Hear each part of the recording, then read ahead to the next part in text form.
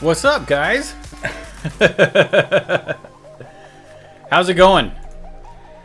Okay, we're back. Yep. Let me do a quick audio check. Everybody good?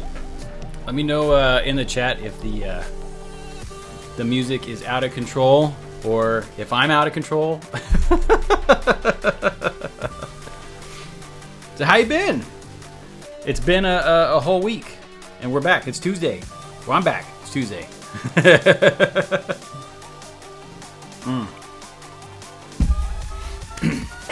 All right. Hey, we're good. Sounds good. All right. I'm getting thumbs up. Thumbs up is always good. Right on. I see Pixel Rats here. Matrix, Fatality.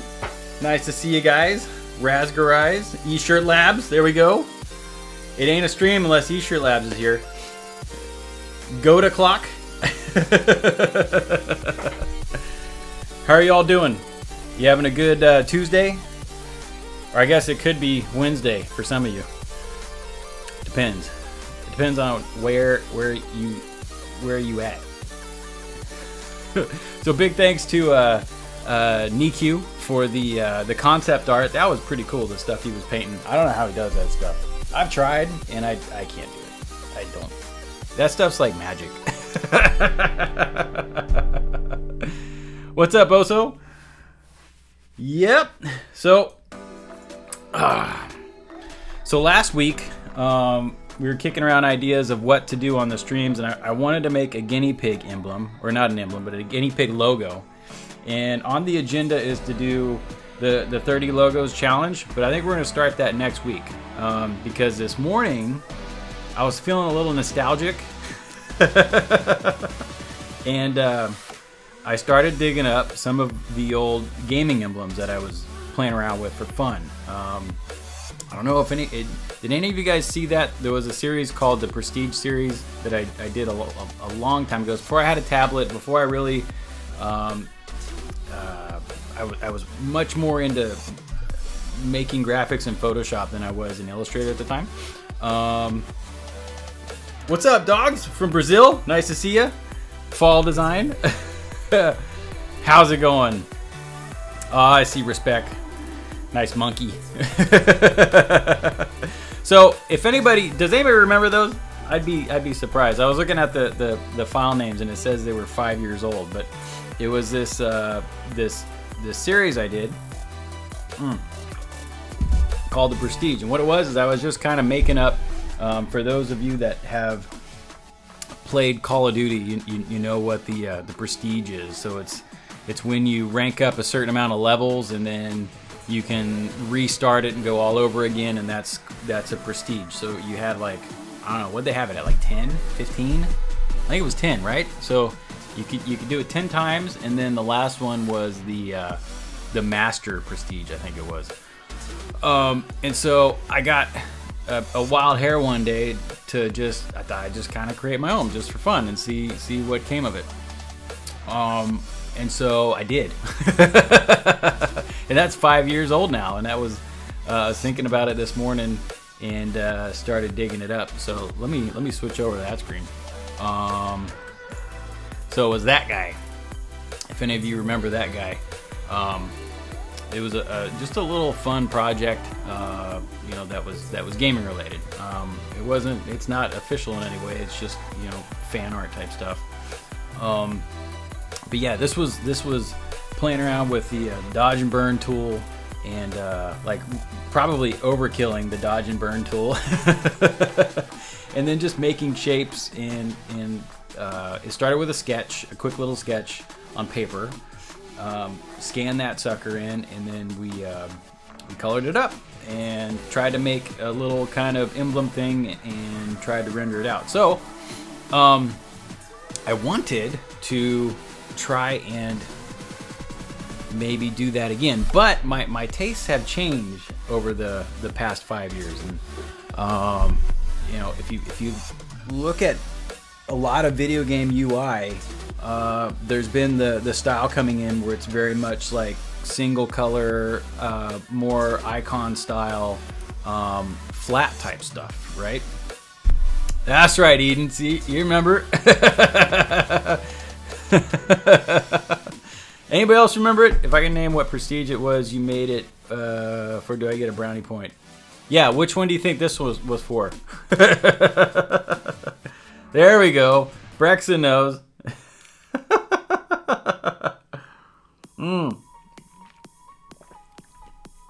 What's up, Kyle? Oh, man. So, yeah, so I thought we would just kind of revisit just gaming kind of icons in general. So I pulled some samples just of stuff that I had seen floating around that I liked, and so this is kind of what the prestige stuff has turned into, and it's pretty cool. It's total.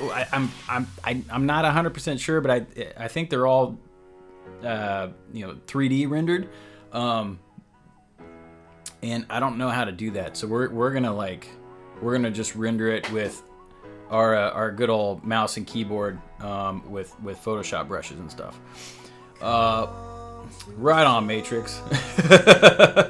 So, but I want to change it up. So we're gonna do something similar, but we're gonna do like a flat version as well. So by flat version, I've been very much inspired by like the Bungie stuff, right? So a lot of the Destiny UI has much more of a flat style, and I thought we'd kind of, we'd kind of roll with these and see what we came up with. So anybody else pay attention to these little when playing games or even sometimes even software or whatnot? What do you pay attention to the little icons and whatnot that come up? I'm just addicted to it. I'll sit and look at menu screens forever just to like pick apart details and see how they did it.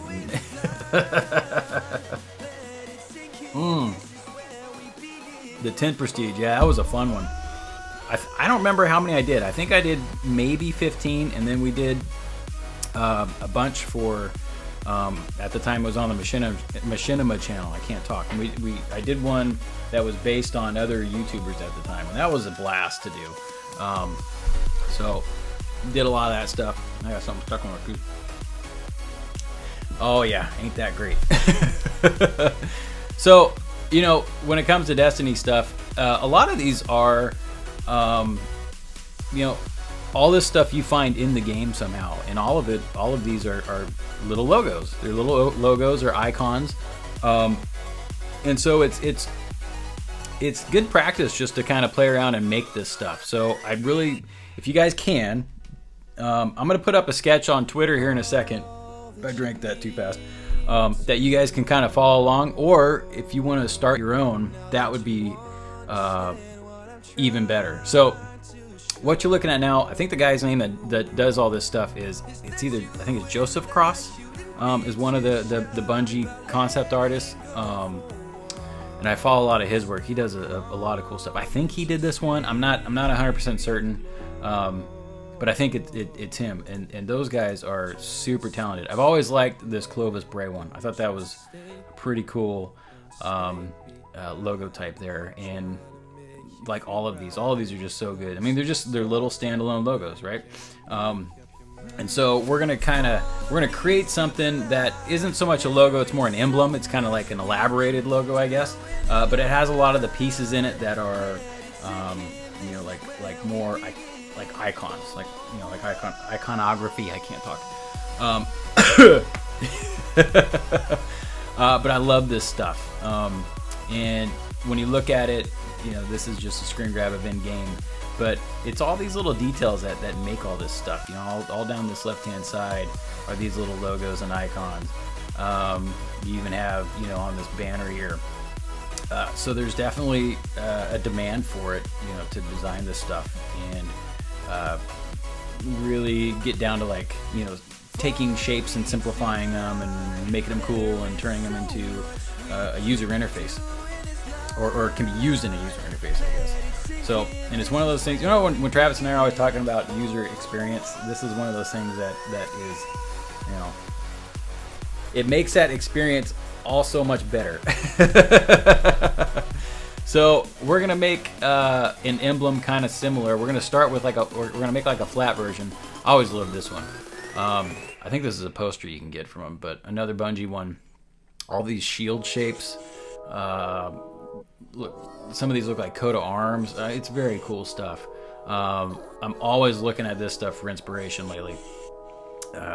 These designers have, in my opinion, the whole way Bungie has been designing Destiny has been really knocking it out of the park. So I definitely go to it for inspiration. One of my all-time favorite logos, though, is if you guys have played Blacklight Retribution. So this is another like a one color. Just you know. It's able to be printed in a single color, and oh, it's got a triangle on it. I think subliminally I grabbed that and put it in my sketch. But this is another cool logo that it's just another one I look to for inspiration and to you know, to get motivated to draw stuff. Oh, the prestige stuff. So this was one of the prestige emblems. I think this was what got me inspired to do it, was the first Black Ops game, because I loved how Treyarch had done all these emblems, and that's what inspired me to try my hand at my own thing. So, and you can see kind of the rendering. You know, there's a lot of like little the metal and from looking at this, I couldn't tell if it was 3D rendered or not, or if it was painted. You know, just painted in Photoshop, or if it was an actual rendered out mesh. And I still don't know. I've been meaning to look that up or ask somebody for all these years, and I still haven't actually checked. But you know, I felt I could get pretty close in Photoshop with just a keyboard and mouse. So we're gonna try that approach. You know, another kind of quick little thing is all these you know, get used in game. So even on this weapon, there's a logo, you know, on the towards the stock of it at the end. So it gets used everywhere. I had let me pull one of my favorite ones. You know, I know you guys have noticed this stuff in game, but let me see if I can dig it up real quick. What, you know, while I'm talking about this and looking for this, what games do you guys look at when it comes to logos and stuff? Like this one from Out of Destiny. You know, here's the first light logo, which is pretty cool. You know, and that was in game. I just love this stuff. All those little details really make it. It's like another big one was, if you guys have played The Division. That's a great one as far as how they use kind of external art in a video game. And some of my some of the artists I look up to, a lot of their work was in there. It was really cool to run around a city and see like oh, who was in it? Why can't I think of his name right now? Oh, it'll come to me. My Pontiac Strange stuff is inspired by this guy, and I'm terrible at names. I've already lost his name. I want to say it's Mike Gregg. Is it Mike Gregg? But anyhow, so logos. So we're gonna kind of look at these again, and I'm gonna put a sketch up. Oh, before. Not for logos, but Firewatch had amazing artwork by Ollie Moss. Ooh, I'm gonna have to go look at that. Some of the decals in Rocket League. Decals is a good example. Like how they have like decals in like weaponry, and you can put them on stuff. Yeah, Bungie always does a good job. I want to get that art book, Indulgent. I've heard about it, and I want to pick it up. Buff Monster, yeah. Did he have stuff in it? With his melty monsters. Halo, Call of Duty, Rocket League, Overwatch. Overwatch is another one I gotta check out. Castle Crashers. Yeah, the style there was really good. Rainbow Six Siege. Oh, I'll have to look that one up too. So yeah, so all those little, you know, all those little logos and icons. That's what we're looking at today. More the logo side though. So real quick, what I wanted to show you, what I want to try first is we're gonna create another one of these with a skull, but we're gonna start and do the flat version first. So I had actually did this early this morning. When I opened this up, I thought, okay, can I even turn this, take an old rendered one and try to make it, you know, flat, where it's just simple colors and still retain kind of the look and feel, but you know, essentially get to something closer to, you know, to to just a smaller, you know, just a couple color type icon thing. And it turned out all right.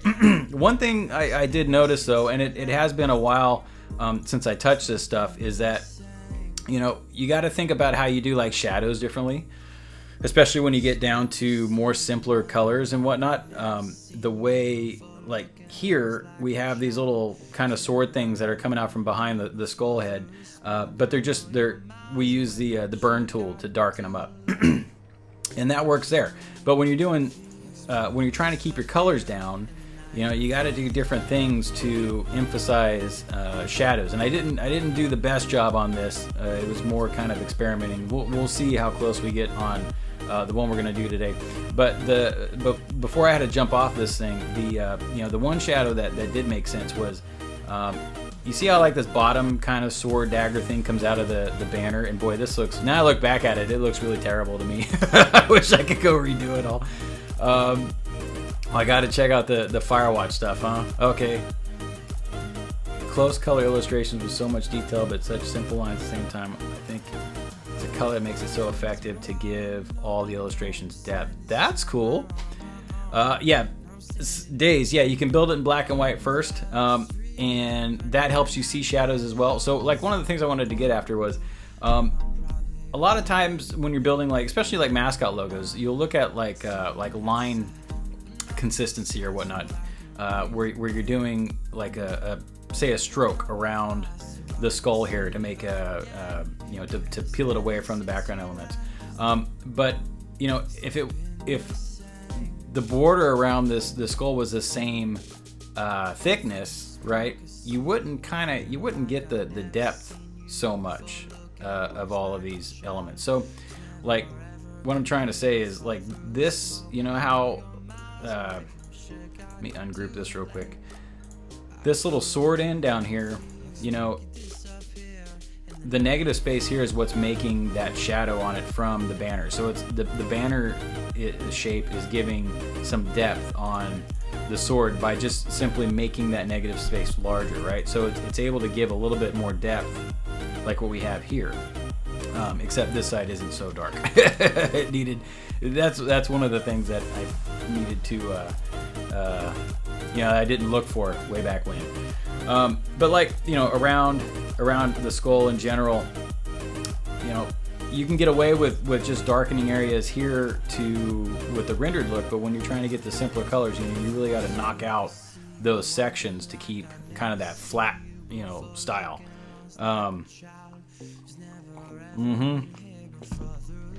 Exactly. So, yeah, Dazed, I missed you. I haven't seen you in a while.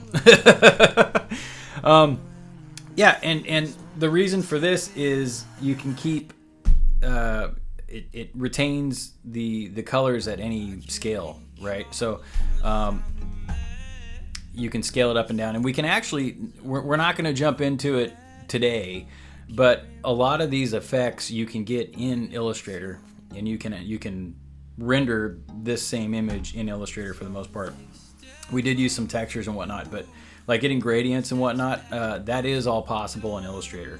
I'm not like the best one to try to show you that, because I haven't touched it a lot, but I know, like, you know, you can use gradient maps and or not maps, but a gradient mesh, and start to really get a lot of these blends going around the image.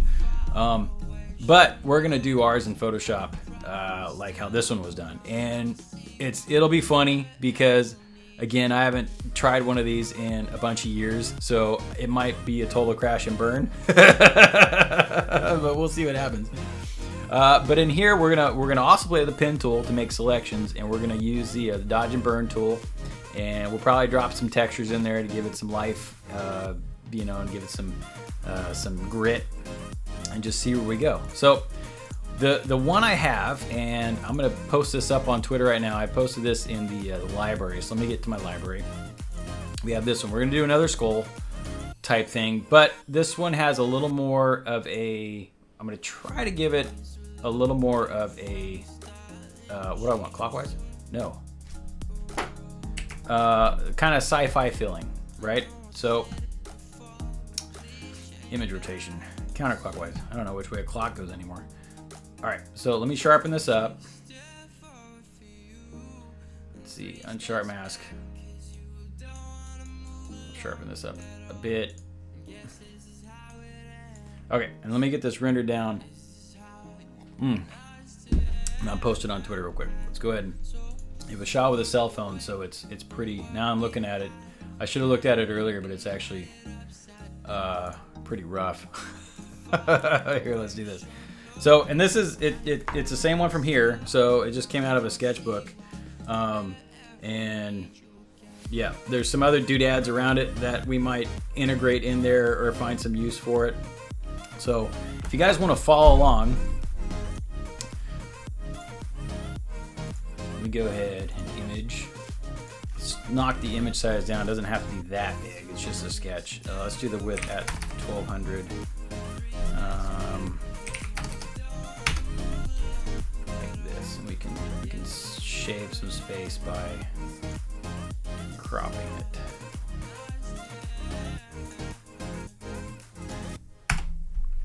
All right.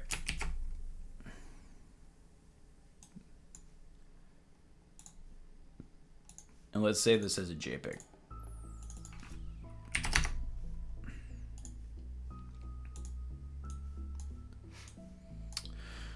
Let's see.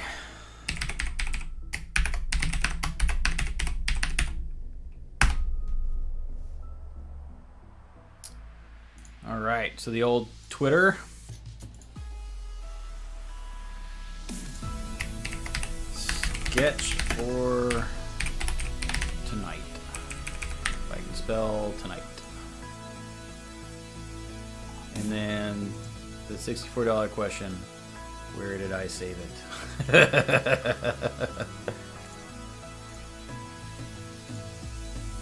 Okay.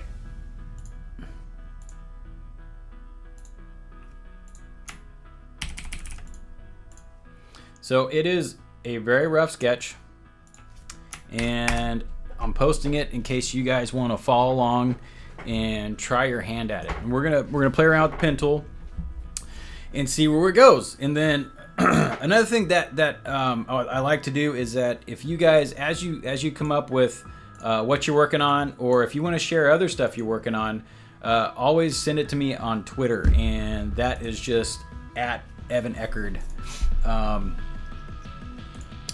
On the Twitters, and then we can pull it up on the stream and check it out. Hey, Josh is here. What's up, Josh?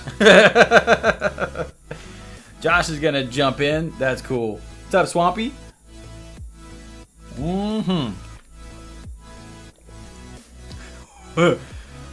What is that? It's so funny in stream with Evan. What'd I do? My stream is full of a lot of laughter and a lot of fails. So if you guys are like that, you're in a good place. But trial and error, right? That's what I do. That's what we do. That's what I do. I can't talk. Okay, we are like really off. Okay, so the sketch. A couple notes before any of you guys jump into it. You can see my like atom thing is I can't draw circles to save my life anymore, so don't laugh at it. But I think you can tell what it's supposed to be. The other thing was that the sword hilts, they come out a little too high, so you might want to kind of tuck those back in if you're going to try it. This kind of wreath thing, of course, is too close to the skull, in my opinion. So if you do end up tracing this, we might want to size it down and peel it out, or you can just switch that out. You don't have to keep any of this stuff. But if you want to just like practice on the skull or whatnot, I need practice too. So this will be interesting just to see if I remember how to do this. And then yeah, then there's some other little. If we run out of time, which I don't think we will, but knock on wood, we might. I have a couple other little icon sketches I wanted to try. You know, this really falls in line with another thing that's close to this was if you were here for the space patch badge thing, that's very similar. How would you use kanji, Evan? Well, you know, I thought it could go like on the left and right side, and what's pretty interesting about kanji is that, or was this kanji? Regardless, I punched it into Google Translate. Now I don't remember what I wrote. So, yeah. Good job, Evan. I don't remember what it says. The Space Badge one is full of Latin that I don't remember what any of those say anymore, too. So they look cool, but, you know, if you forget about it, then, oh well. It doesn't say anything bad. It's all safe for work, but I don't remember what I wrote.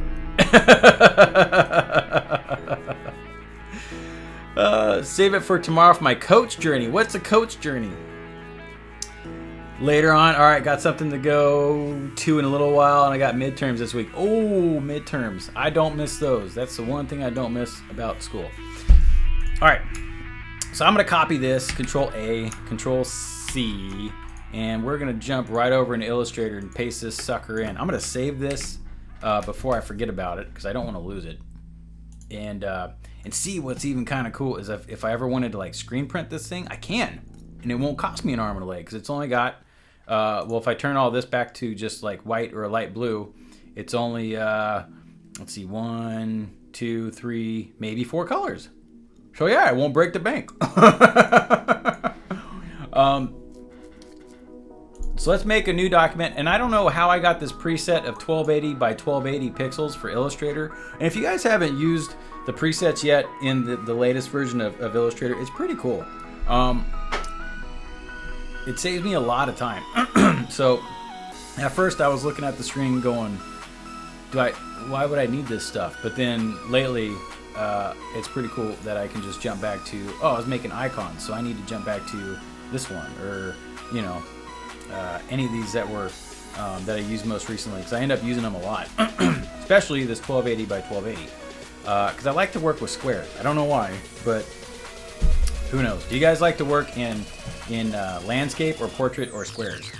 So I'm going to go ahead and save this out, and we're going to save it as, what should we call this one? We'll call it Prestige all over again. All right.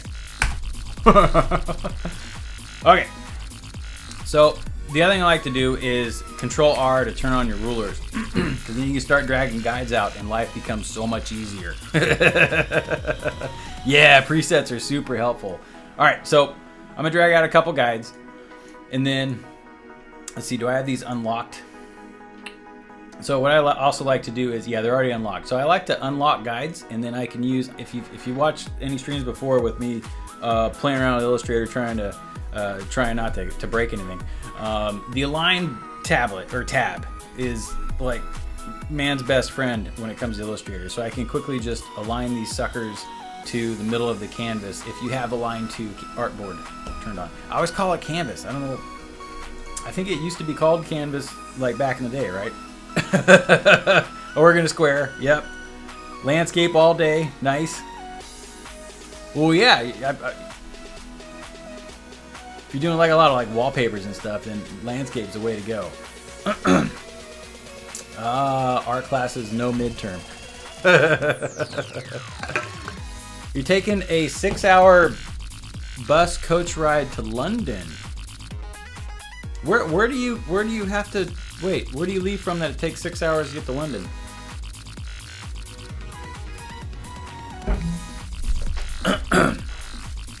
Yeah, Photoshop was converted to artboard. I just work off the artboard. Yep. So now that I have my guides out here, you know, I can leave these unlocked for now, actually. But I'm going to paste in our sketch, and I'm going to try to kind of line it up around the center point where I think it might be, because that'll make life a little bit easier when we start to kind of trace what we did for the emblem piece, and go something like that. About there. I want to make sure that there's enough width in his teeth here. So I'm already looking at this, and like we did on the last one, you know, we're gonna have a bit of some negative space in between the swords and around the skull to give it that shadow. We might, I don't know, it depends on how it goes, but there might be this entire like hexagon behind. I don't know if that's going to be a flat color or if it's going to be just maybe the outline. It could just be the outline might actually work better in this case. So the other thing that we'll probably do, we'll do it at some point, is we'll pick out some colors. I'm thinking, what do you guys think? I'm thinking we stick to maybe black and white and orange or something might be kind of cool. Maybe that for this one. You guys pick your own colors, but I'm thinking, I don't know, I'm thinking we might try to make those colors work. So we're gonna have to really emphasize somehow when we get into it. We're gonna have to emphasize these shadows here, and maybe the line work. You know, maybe we can kind of borrow the kind of the way the blacklight one was done. You know, with these thin lines might be a cool approach. We could use something kind of similar to that. That'll help give it some depth as well, and you know, it'll break it up a little bit. We only have to be careful with how small it's scaled, because if this scaled really small, you'd probably lose these lines anyways. So we just want to make sure whatever you use or put down there counts, right? So when you scale it, it still retains its shape, and it still looks how you want it to look. And see, it's got the little triangle, sorta. Mine's not really a triangle. Mine's like, it's not a right. What do you call that? It's not a right triangle. Not all sides are equal like that one, but it's close.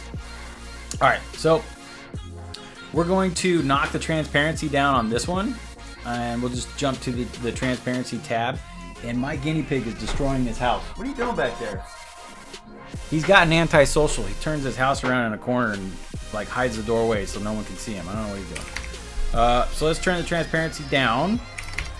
And if there's anything I do where you guys are like stuck or want me to redo it and show you how it's done, just drop it in the chat, and I will pay attention and watch it, and we can jump back and answer that. So I'm gonna keep saving this. That's the other thing you guys got to do, is keep reminding me to save like every 10 minutes or so.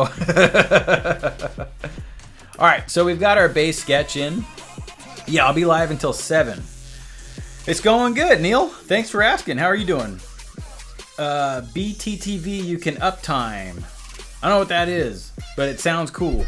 Oh, how long have I been live? Been live since 4, so yeah, so for 35 minutes or so on my clock.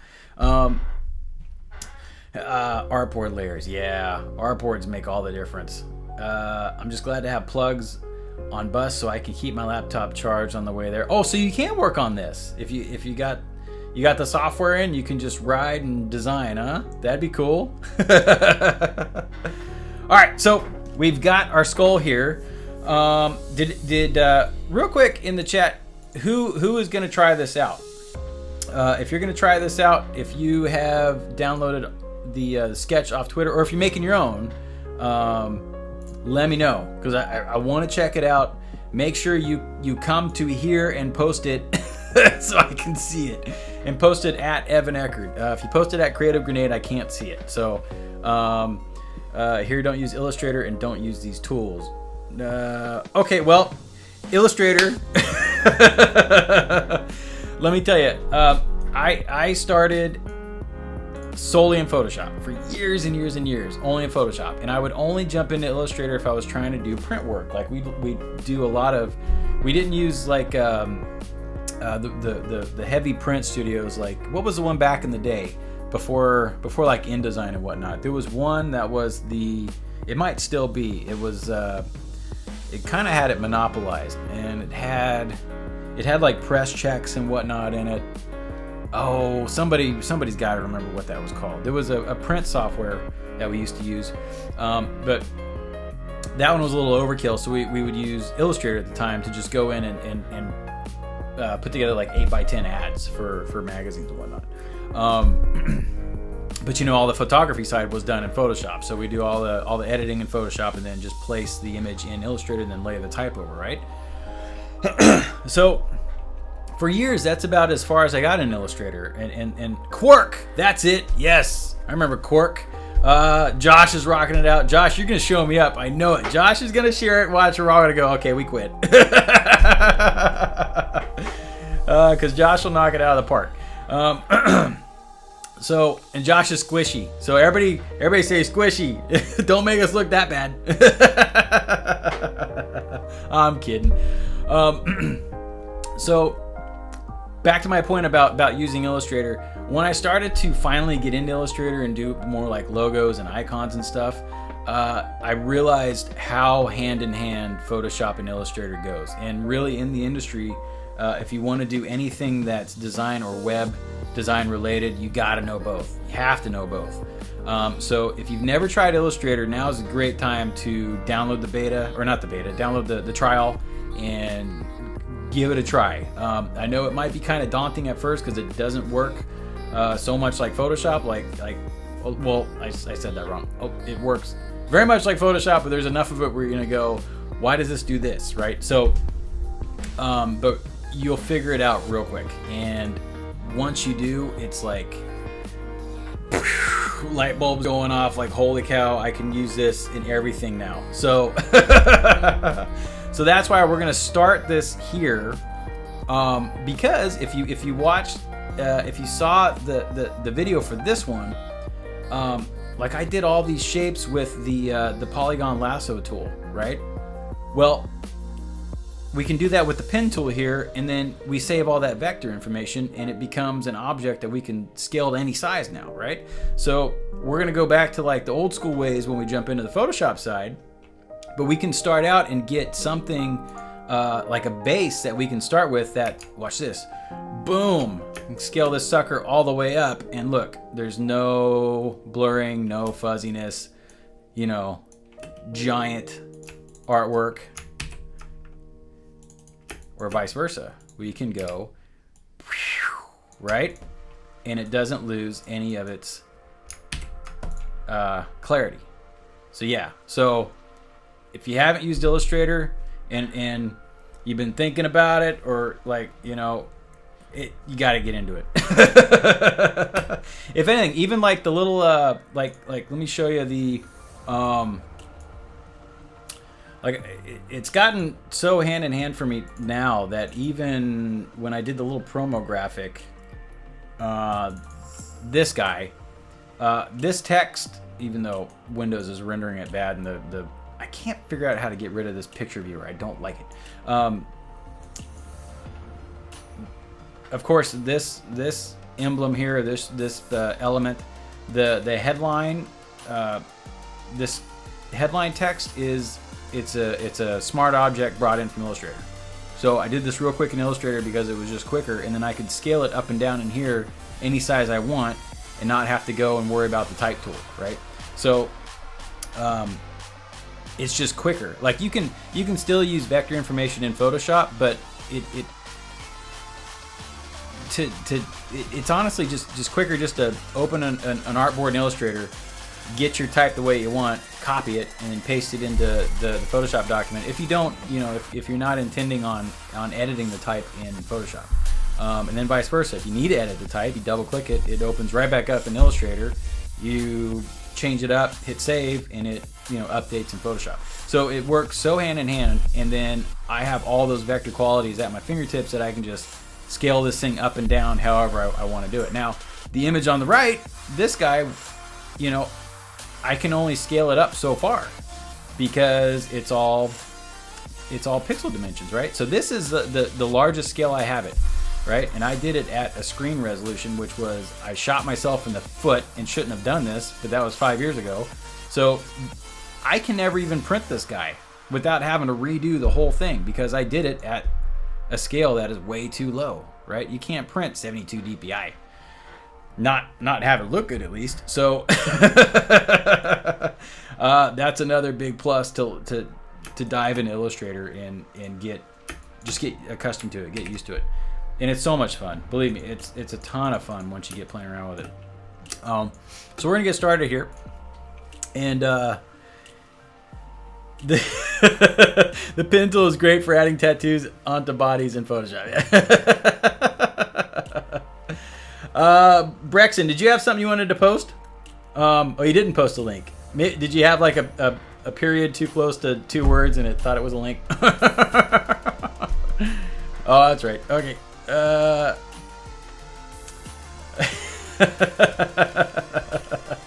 Yes, Nightbot is offended. Don't offend the Nightbot. Okay, so the pen tool is your friend. And in Illustrator, in my opinion, it's your best friend. So remember how we aligned the, and I better get going so we can actually get to the Photoshop side. But when we start putting points down, and here's another little thing. The points, you can select individual points and also use the alignment tools on them, which is a great thing. I'm going to show you why. Because we're going to easily draw one side of the skull, then we're gonna duplicate it and flip it, and have all the points lined up to where we can easily join it all back up and make the shape that we want. So I'm going to use the pen tool. Notice I've started my first point on the guide, right? And that's, you know, or it doesn't have to be on it, but in the ballpark, because I'm just gonna path out half of this. Okay, so another thing I might try and do is use live corners. So I might just make this more kind of squared off for the time being. I like this, except here, kind of start to round this out a little bit. So yeah, so I'm not saying, I'm not saying it's bad not to use Illustrator. I'm just saying if you've never tried it, it's really worth trying. You may not, you may not dig it, but I was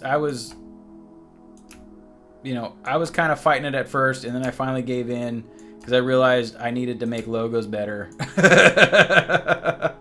And once I did, it was like, man, why didn't I just do this from the beginning? But it was one of those things. I don't know. Maybe it's because it's so much more. It's easier to what's the word I'm looking for? The accessibility to it is much easier these days.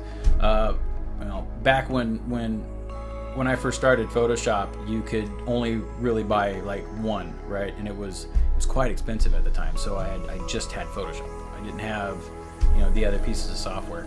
But now that you have the Creative Cloud, you can just, I want to try that out, install, and it makes life so much easier. So another thing I'm doing now is I've got these 2 points selected, and I'm using the direct select tool, which is the filled in arrow icon, and that allows you to just select the points. If I use the other arrow tool or the selection tool, it's going to select that whole path. So I just want to select these points.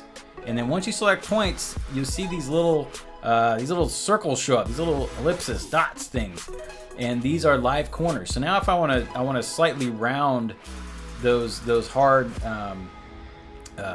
joints there, I can come up to corners and just start clicking until I round it to where I want it. So see, that's looking kind of cool. It's still giving it that angular feel. But now it's a little bit softer, but it still has that, in my opinion, that kind of sci-fi-ish look. It's kind of, like a robot skull.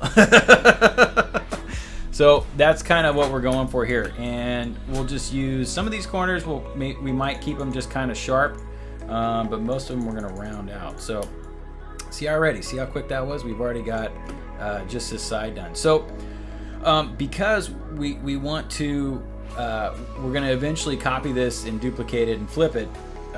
We want to make sure that our points here are aligned to the center of the artboard, and this will make life easier as we go. So if you're still on the direct select tool, you can select both the points that are directly on the guide, and then just come to a line, and you can horizontally align them by the artboard. And then if you just notice that, and move the points ever so slightly to be right in the middle of the artboard. So now, if you think about it, when we copy it and paste it and flip it, when we bring it back together, we'll know that all those points are still going to be, in the center of the artboard, and it's easier to build everything around it and not have, maybe one side's off a little bit than the other side, so we're going to keep everything perfectly symmetrical. And if you've noticed in like the style we had, let me bring it back up. A lot of this stuff is symmetrical, right?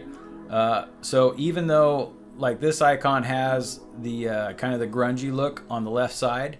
It started out as a totally symmetrical piece of art, and then there were details put in after to make it slightly asymmetrical, right?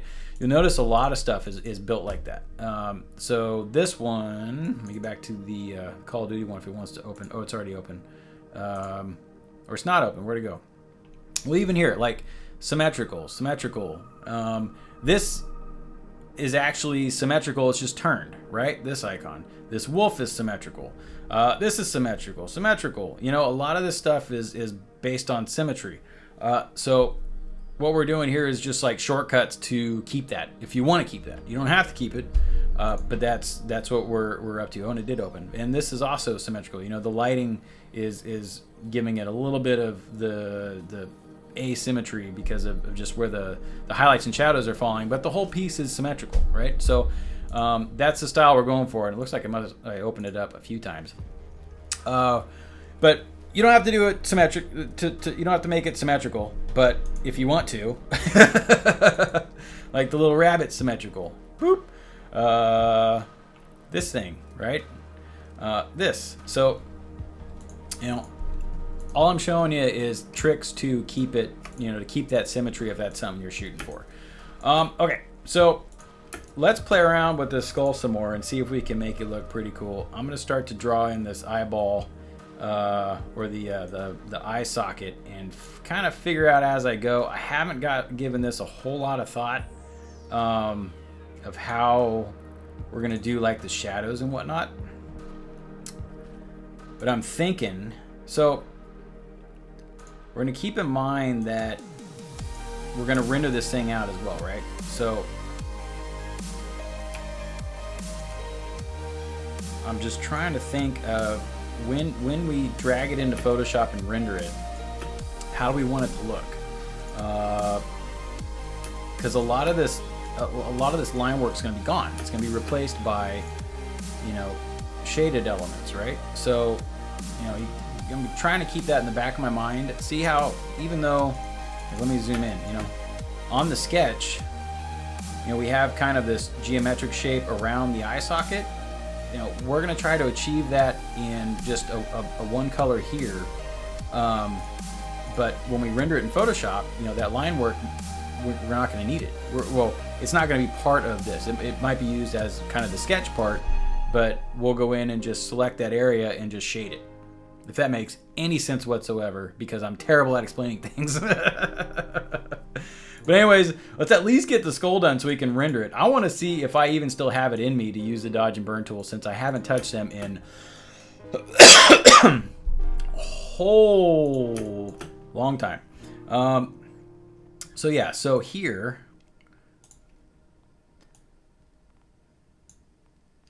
let me go back to just the outline, because I don't know how this is gonna look. We're gonna try our best.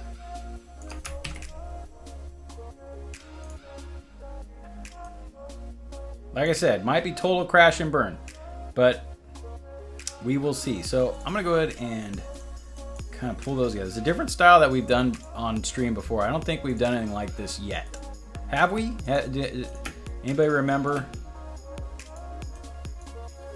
So we might be able to just round this out.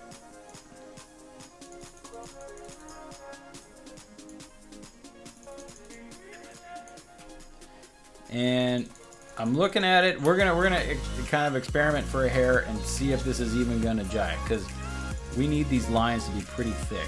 So we might just have to go back to, you know, just stronger shapes instead of getting this much detail on like the eye socket. I don't know if it's gonna work, but let's see what happens. Also, a good thing to get in the habit of is creating copies. So as you make stuff, make copies and set them aside off the artboard, and in case you really things really go south, you got a plan B. So I can already tell, like, this kind of, we're gonna need some more space here.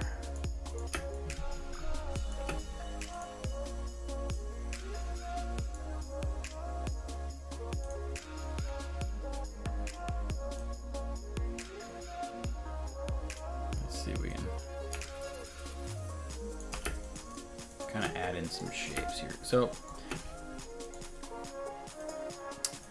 I want to test this real quick. And a way to do that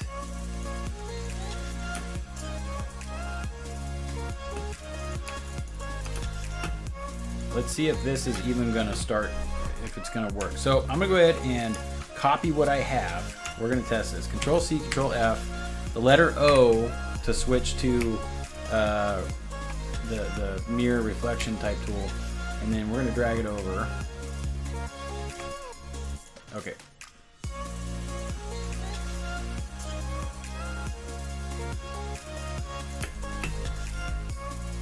And you can always zoom in and see where your point should be.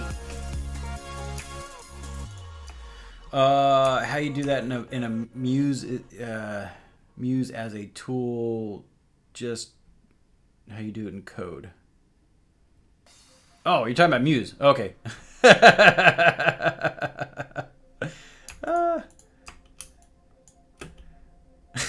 What are you looking for? You're looking for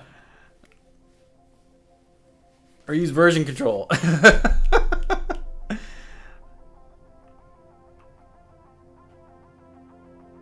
Version control in Illustrator.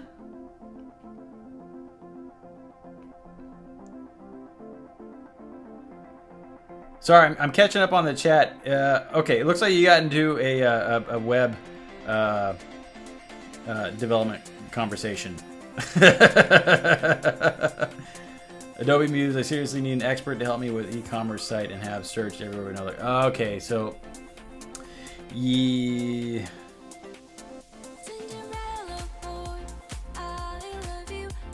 I know what you mean. Yeah.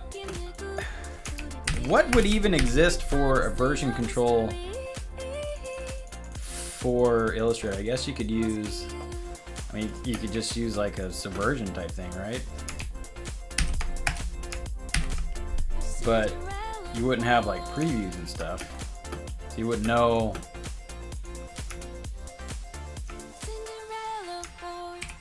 Unless they have some tool where you could keep versions in it. It has a previewer? I don't know. All right, so now that we've kind of zoomed out a little bit, I'm gonna look at these eye sockets again. I'm starting to think this might be a style that we may not want to do on stream because it may not turn out all that great until I give it some more time. But I'm gonna try and see what it looks like real quick. So object, path, outline stroke. I'm gonna go ahead and just merge all this stuff with Pathfinder. I'm gonna use the Unite, and then I'm gonna flip this fill. Shift M to go into Shape Builder. Hold Alt, and let's get rid of that. So let's come off screen. Oh, it looks like didn't select it all. So Control C. And zoom out. I don't think it's gonna work for the eye sockets. I think it's a little bit too detailed. So this is why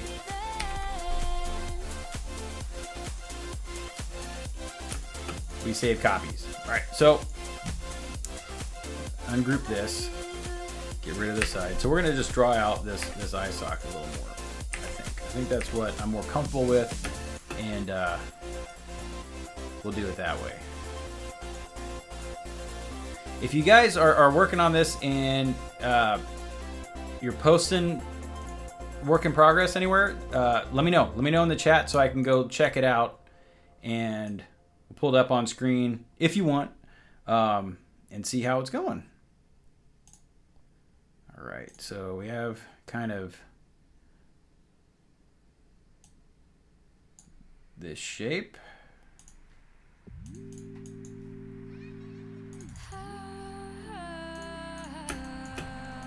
Let's merge these together with the old Unite.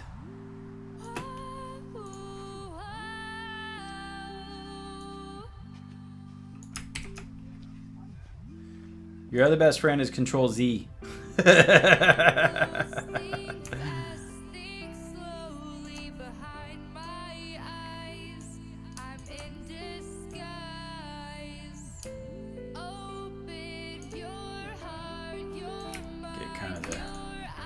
nose area in.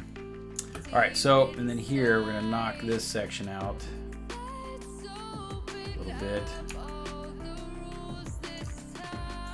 And when you lay a point down, you can also hold Alt to get the next curve going. It's a little tricky to get used to at first. I didn't really realize what I was doing until I hit it by accident one day, but it made a huge difference. All right, so we've got this other element here, and we're gonna select these two shapes because we're gonna knock out this one from the filled in element from the scroll background. We're kind of doing this quick, so I'm gonna select both of these. Shift M to go to Shape Builder again. Hold Alt, and we can just get rid of the pieces we don't need. All right, and so. Now here we can probably pull some of the lines in though. I think I want this one. This one looks kind of cool. So let's see how this will work.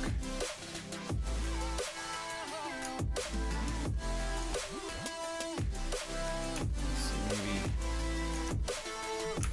like that. And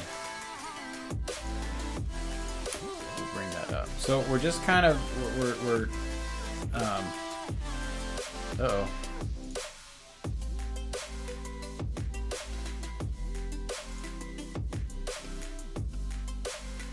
That's weird. Did I go offline for a sec? Let me know if I went offline. Twitch just like said I was offline all of a sudden, which is very strange.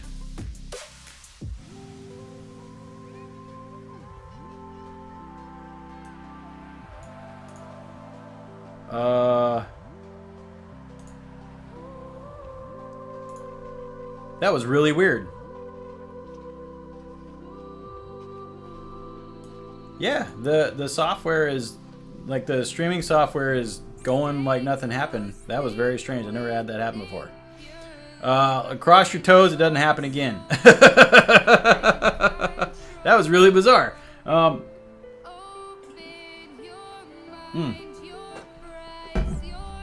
Yeah, I looked over for a sec and it blinked up. The play button showed back up on the little flash player, but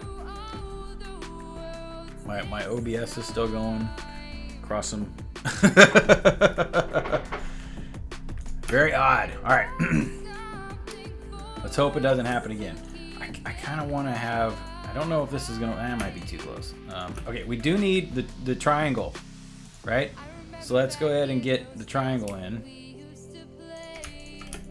like that, and we'll figure out a width when we get to it. So I'm gonna grab these 2 points for the triangle, and I want to align them to the center. So I'm just double clicking, making sure that they're aligned horizontally. It's all of Twitch. All my streams do the same exact thing. Okay, so it's not me. All right.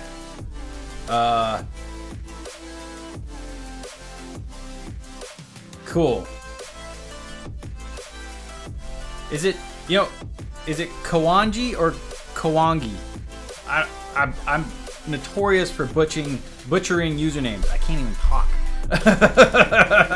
I've always wondered that.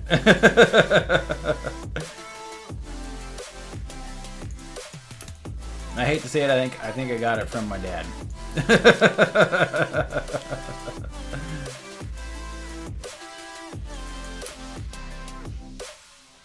All right, so we've got this shape going on here. I don't know how we're gonna do that just off the top of my head. Let's, we may not need to even knock this out for this flat version, because we kind of want to retain. Maybe what we could do is we're trying to mimic shadows with just large shapes, right? Which is very much easier said than done. Let's hope this works. All right. Maybe something like that. Trying to think of how does that go right there? What would, I guess your upper, yeah, feel around. Where's your cheekbones and your front teeth meet? Okay. The more I look at this, the more I'm realizing I'm very inspired by Blacklight. Oh, such a cool game. All right, so let's real quick, since we knocked all this out of all these shapes out of this side, we can actually use the direct select tool and get rid of our points on this side. Just simply delete, because we're going to do the whole thing over again, where we're going to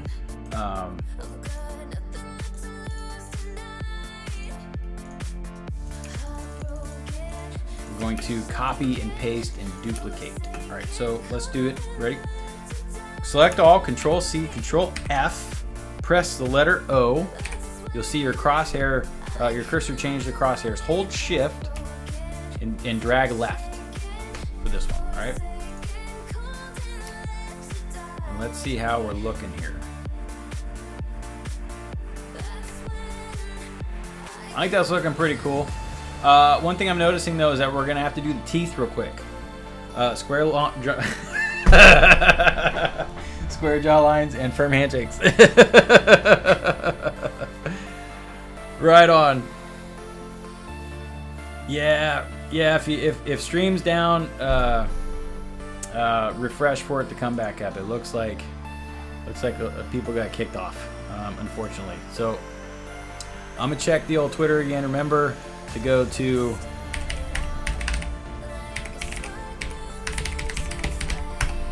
there, and I got something stuck on my teeth. And post whatever you're working on. If you're working on it, I will check it out. Okay. So let's see. We're going to select this and actually delete it, because we're going to work on his teeth a little bit. Let's notch out some of these teeth. And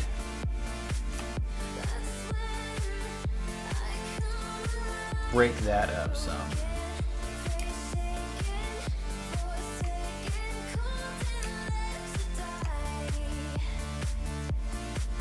Josh, I'm curious how yours is turning out, bud.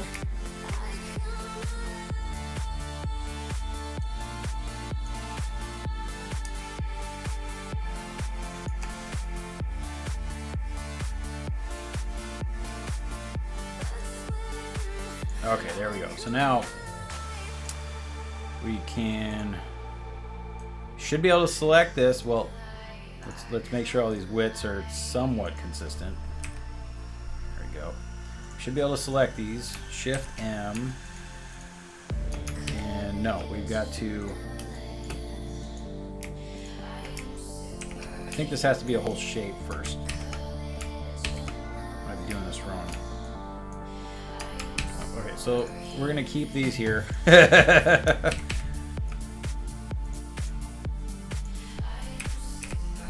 And we'll make this a shape first. This point is a little too sharp. Let's give these a little more weight.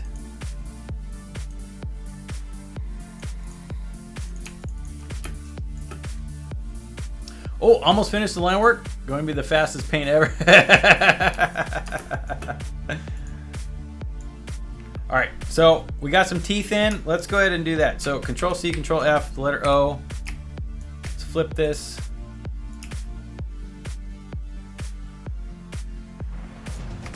And line it up. Okay, so we have the overall shape of our skull here. Let's select these top two, and if we're gonna do anything else to modify it, we can just work on each side.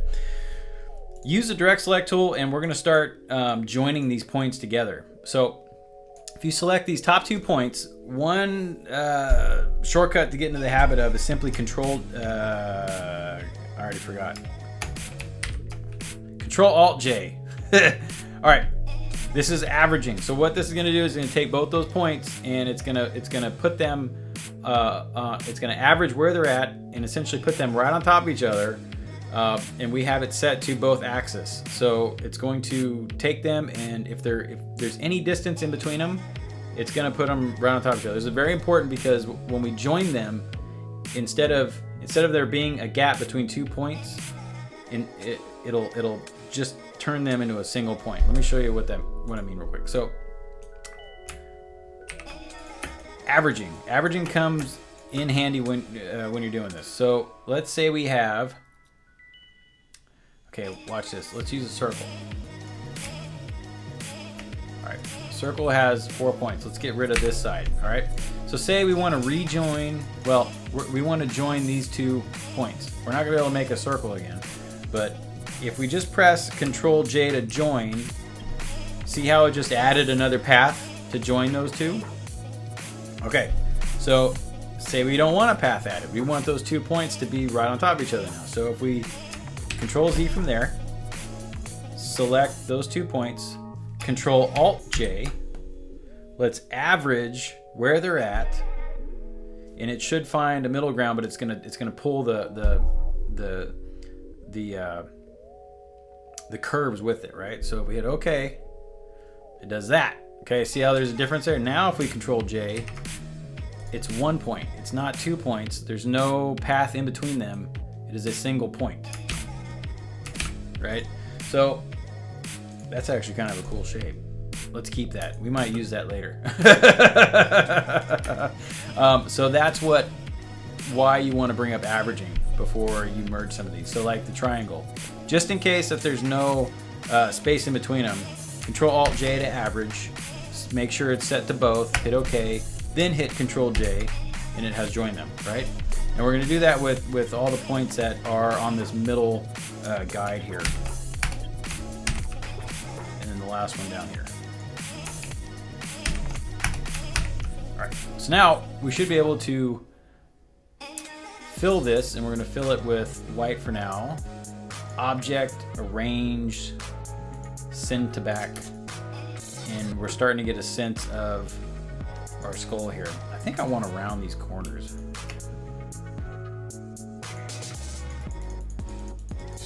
I'm looking at the time to make sure that we leave enough time for painting. And I think we want to make these a little thicker, maybe like that. Let's also round these corners. So I'm just direct selecting some points and going to the live corners and rounding them down. It just kind of makes things a little bit softer. Maybe like that. All right, it's got kind of the sci-fi look to it. So now let's go ahead and select all and Control C, come over here and Control V. Keep a copy just in case. All right, so we want to knock all of these the black shapes out of the background shape, right? So the way we got to do that though is we need to turn the shapes that are just outlines into fills. So a quick way to do that is select all and go to Object, Path, Outline Stroke. And that's going to take anything that's got a stroke on it and it's going to turn it into a fill. So those just became shapes. And now that we did that, let's kind of play with this top one a bit. Let's grab our lasso tool and let's thicken this top one up. I'm just going to cursor it out like 3 times. And then thin out the bottom. Kind of breaks it up a little bit. And I'm just cursoring it, and as I'm cursoring, I'm just counting in my head how many times did I do it, in which direction, so it remains symmetrical. Something like that. All right. What's up, Nick? Been a while, bud. Okay, Jake, let me go look.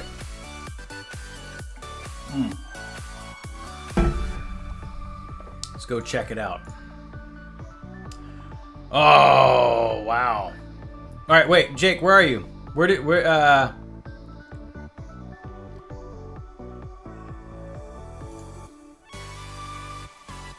Let's see.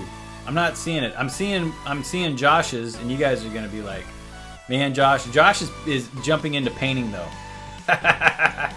That's pretty cool. I like how you put the kanjis on the swords, and he changed the swords. Look at that. Told you, Josh. So Josh is going. I like how you changed the jawline too, Josh. You made it much more like a V shape. That's cool.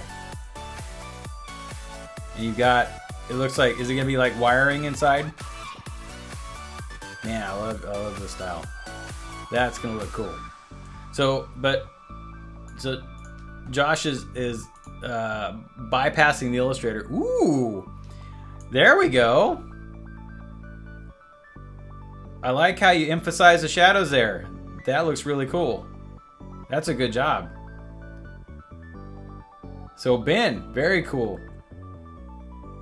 Yeah, that looks really good. I like how you kept it much more rounded. I've got like notches taken out and stuff, and yours is much simpler, which looks cool. It's in a good way, you know. It's more minimal, and it comes off very nice. Very good job, guys. So yeah, as you come up with stuff, tweet it over, and I will check it out. Josh is a beast from down under. Very cool. All right, so let's go ahead and knock these shapes out. And I'm starting to think this is, after looking at Josh's, this is a bit too tall. So let's tuck it in. That looks better. Thanks, Josh. So if we select one of these fills, we can simply go to, well, we don't need to do that right now. Let's go ahead and select and join some of these just so it's cleaned up a bit. And then, I'm gonna size this triangle down just a hair. Let's select everything and press Shift M and then hold Alt, and we're going to get rid of anything that's not filled with white. And you can also click and drag to get rid of. There it is. Okay, so oh, you know what? Did I join these 2 points? Okay, I did. All right, so if we do a quick like test, I'm gonna make a layer in between, and we're just gonna drag out a shape that's gonna be like the overall background color. And to give it the most contrast, we're just gonna have the background as just on a flat black background. You can see how it's looking. If I hide the guys a little bit. So we've got, you know, we've got the beginning of our emblem going. And it's looking all right. I've got some lines in here that are a little too narrow, like around here. These seem to lose.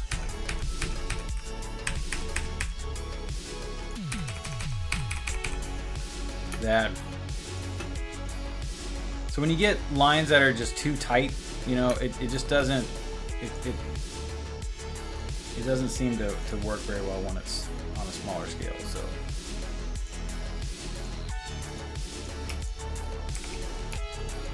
and we're doing this pretty quick. All right, so we've got that started.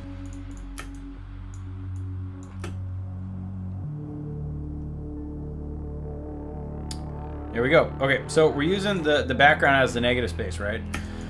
For the time being. We can go ahead and let's select this, and just so we can see what we're doing, turn this back into an outline so we can start with the swords. Let's turn guides back on, and to do that, you can the shortcut is Control and then what's that, semicolon? We'll turn guides back on. So. No kidding. Yeah, Icy Bomb he's probably sleeping right now, right?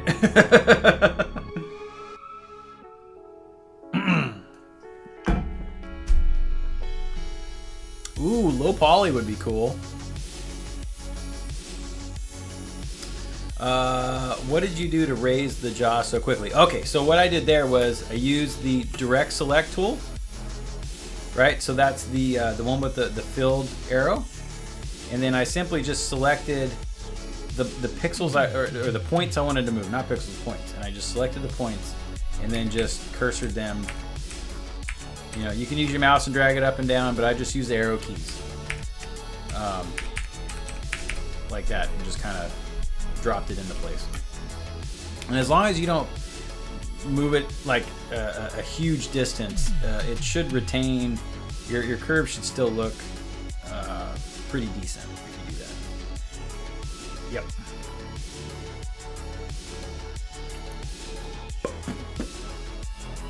No problem, Steve. Thanks for asking. See, if you guys get stuck, ask away. All right, I'm checking Twitter.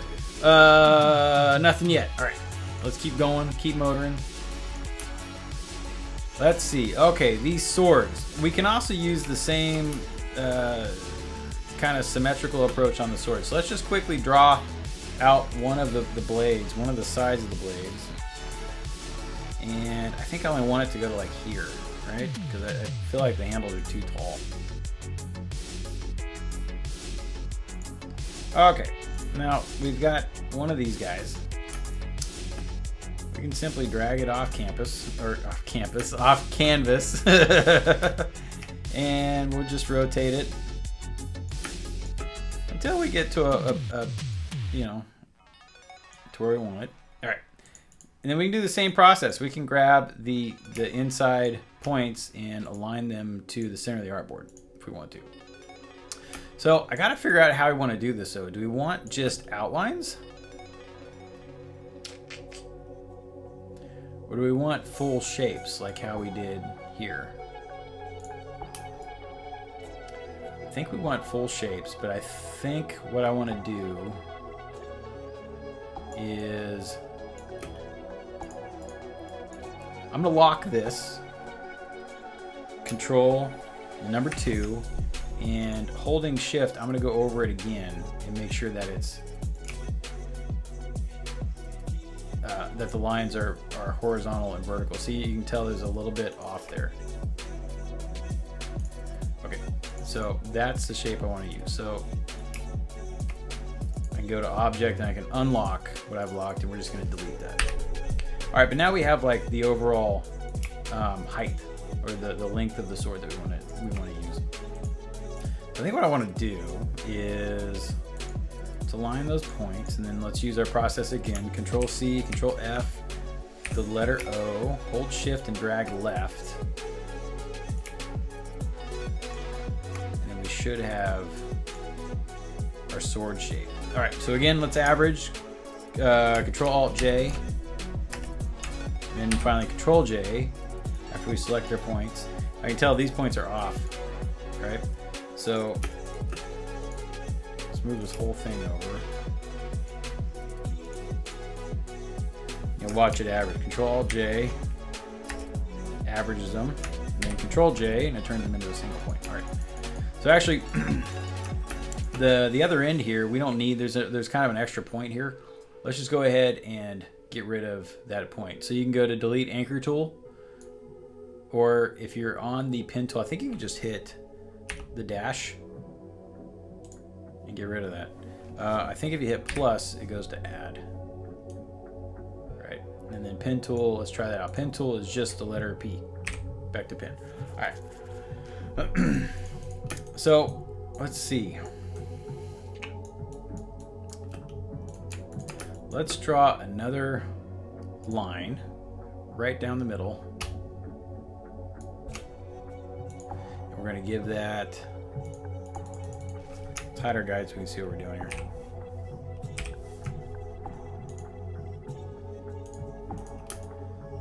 And probably need it a little bit thicker.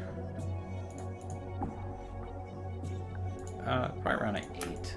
All right, so Object, Path, Outline Stroke, and this time, let's use it for fun. Let's use Pathfinder. Let's use the Trim tool. That's the second little Pathfinder in. So we go to Trim, and that didn't work because I need to turn these both into shapes. So what we're gonna do is it's gonna get rid of the middle here. And you can double click into the group and get rid of that. All right, so we have what's gonna become the sword shape happening. All right. Yep, Photoshop about 4. Is there a keybind O for mirror, a personal change, or is it universal?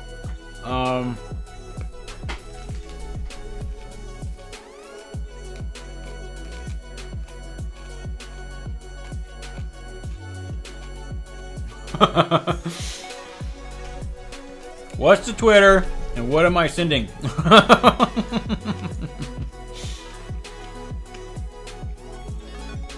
Oh yeah, let me retweet this stuff. So Ben, Josh, there we go. I'm eating dark chocolate Cadbury mini eggs. Don't judge me. All right, so let's keep motoring on this sword here.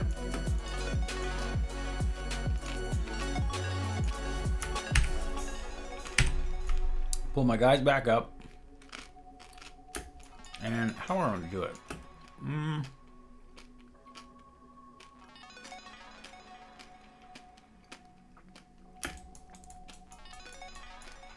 Let's keep it one piece for now. So let's draw in our handle shape. Again, we're just doing half of it.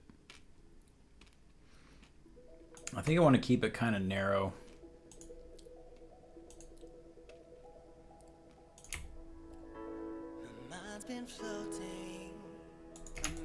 And very geometric. And then let's go ahead and grab these corners.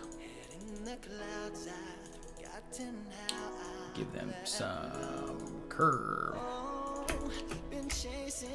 Now we're just kind of building our sword shape with pen tool. Again, Control C, Control F, letter O. If you don't want to use the O, you can go to Object, Transform, Reflect. That brings up the same dialog. So then you can reflect on, however you want to. We're doing the shortcut for that. So again, it's under Object, Transform, Reflect. Those average and join.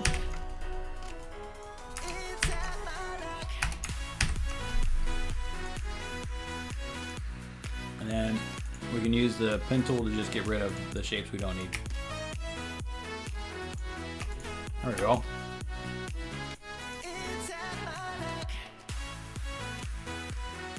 All right, now we got a handle.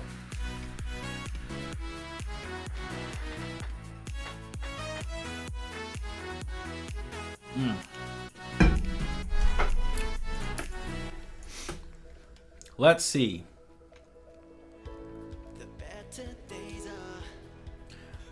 Let's try something. All right, so let's draw a path. Or no, that's not a path. That's a square. Let's draw a, let's use a pen tool.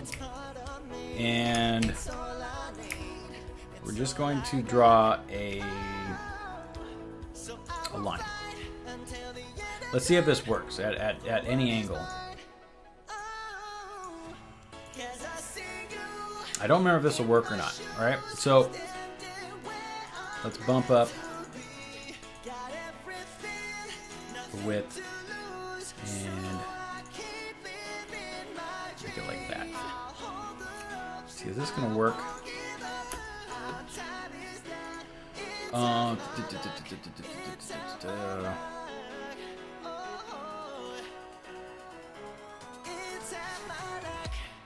Trying if it'll work. Let's try something. So if we open up, we have brushes, right? Let's try just dragging this into your brush tool, and we're gonna choose pattern brush. Okay, we'll come up with a box. Oh yeah, we need it. Let's cancel that. We need to turn it the other way. See if we can figure out kind of a shortcut for this. I don't know if it's gonna work. Drag it in the box. Might just want to use the blend tool. Pattern brush. And then spacing, we should be able to do a negative number. Can't we do a negative number? No, we can't. Okay, so that's not gonna work. Let's use the blend tool. Let's see if that'll do it. So object, blend options, and we're gonna use specified steps. And 8's good for now, and hit OK. Object, blend, make. 8 is too many, so let's go to object, blend options, and let's dump this back to, let's try 5. We can hit preview. 5's too many. 4, maybe something.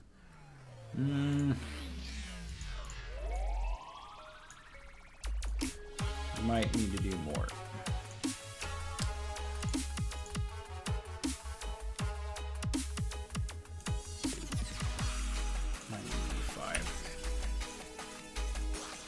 Okay, so what we're doing is we're getting kind of the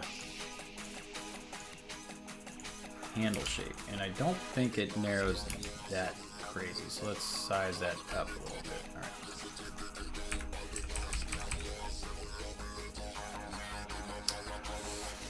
All right. Decisions.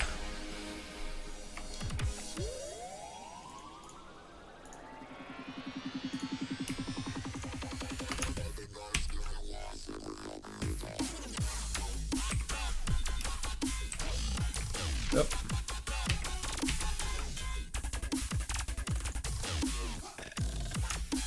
Copy this one and paste it in front.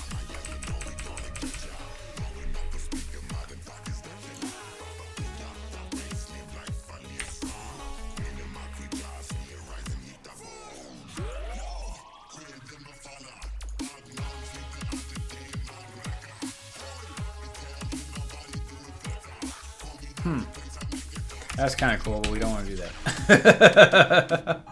So, let's see. I want to make the angle a little taller. So we can go Control C, come out of this group, Control F.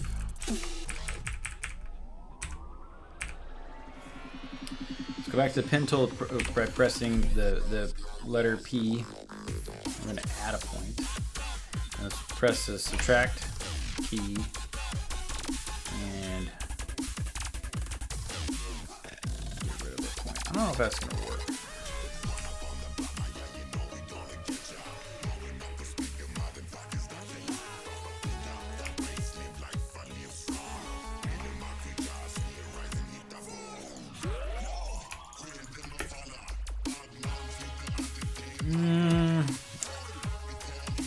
I don't think I'm sold on it. Yeah. The song, I think, is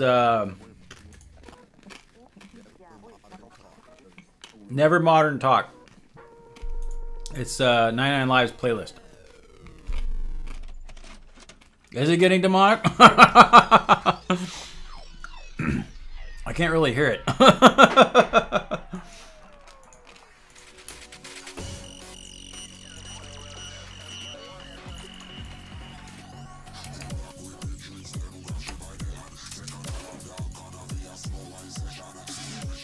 Yeah, maybe shrinking the whole thing down will work better.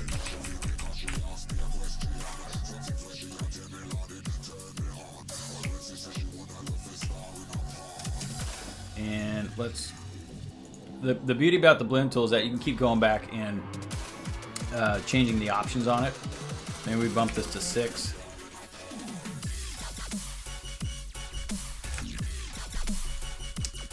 Kind of like that.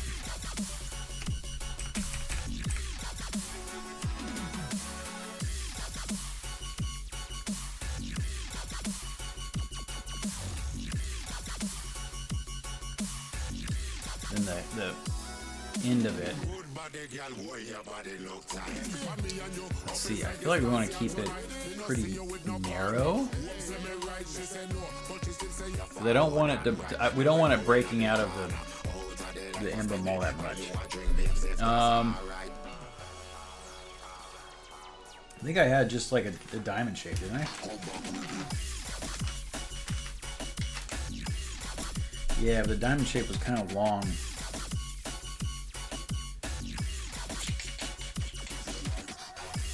Decisions. Well, let's just keep a thick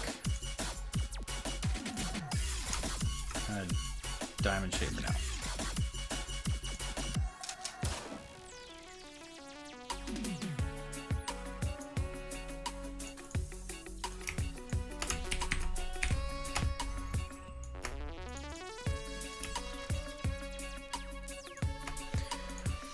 Let's see.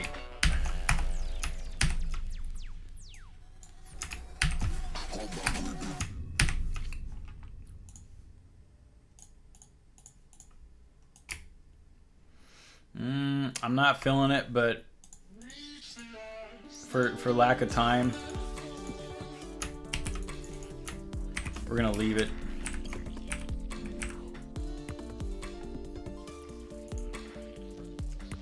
I like how that kind of fits together though. We'll leave it like that for now. All right. So we got our sword shape. And I'm gonna make a copy. So I'm gonna leave that one up there. And let's drag this down and see. Looks like I didn't, like it's still way too tall.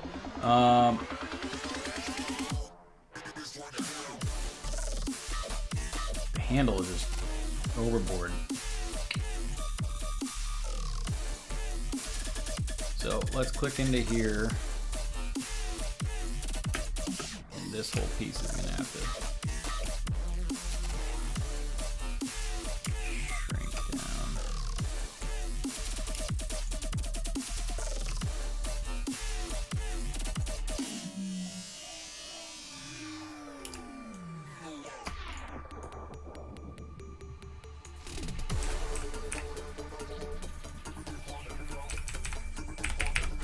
Oh, I gotta grab this guy.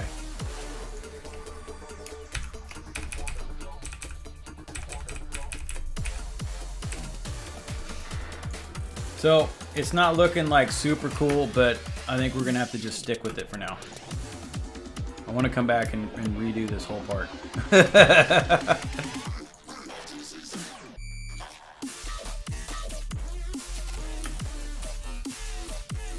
Okay, so let's select this stuff and we're going to go to object, and then I think we can just hit expand. Object, fill, stroke, okay. And then, so it expanded the blend. Let's go to object, and I think we just go to expand again. And the fill, there we go. Okay, so we should have shapes. Go to unite. And I want to, actually, let me back out. I don't want to unite them just yet. I feel like we need a shadow coming off the hilt. Maybe? Let's try that. Let's knock this part out. Use shape builder.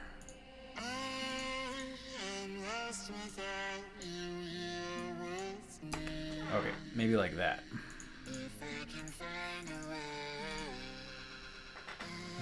And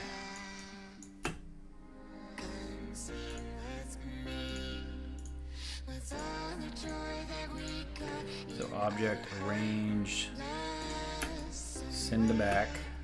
Like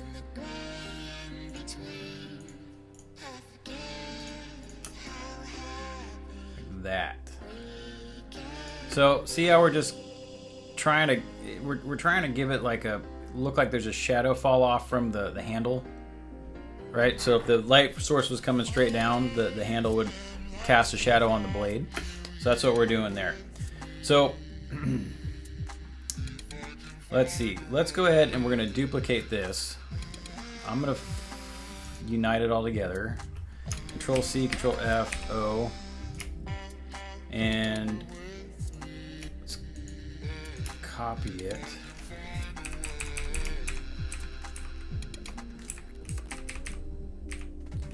Okay, maybe about there. Okay, so to center both these up, select them both and hit Control G.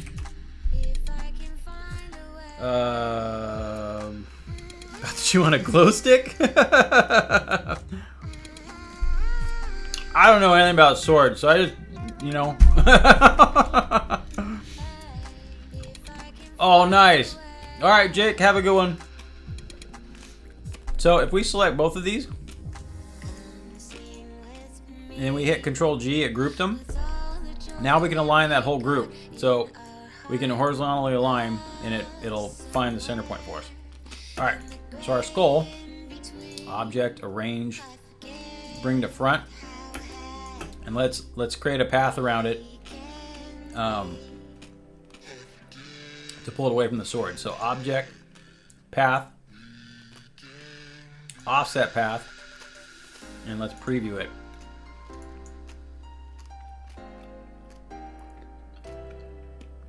Let's do 14. Hit OK. And just to be safe, click on the path you just offset, and right click and make sure that it's not grouped. So I don't see ungroup as an option. And let's go ahead and let's change this to another color just to be safe, so we can see what we're doing. So we don't need these eye sockets. So if we direct select one of the points and hit delete a couple times, we can get rid of that path.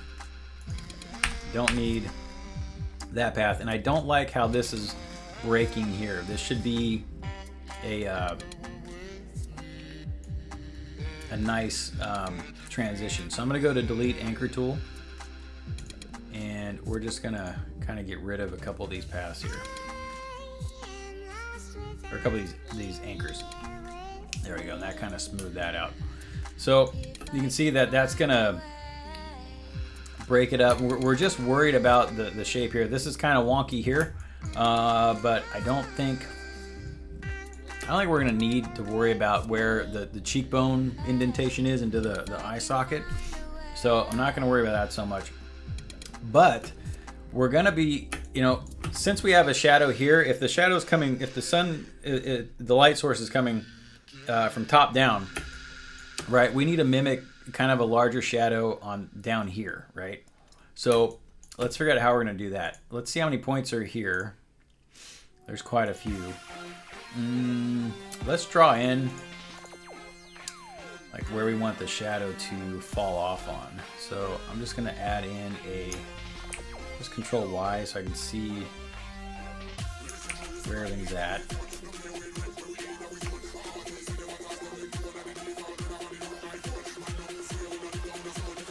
And be like that. So what I'm doing is I'm just looking at this red shape, and where we're going to use it to knock away parts of the swords, right? So I think I like that. Let's go ahead and use Pathfinder, and we can just unite them.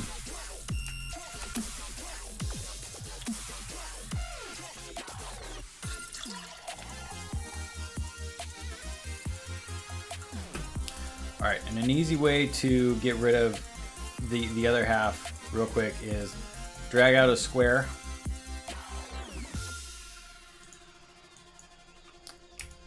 And we're just going to use that to trim our shape. So now if I select both shapes, I go to Pathfinder and trim, then it'll be grouped. So you can right click and ungroup, and we just use that square to knock out half the shape. So that's another way to do it. Instead of like joining points, we can just do it that way too. So now Control C, Control F, and O. That little shadow we made, we now have it replicated on both sides. Let's zoom in and make sure we're all tightened up here. And we can unite those. All right, so now we have a shape to use to knock out the swords behind it. So our swords are grouped.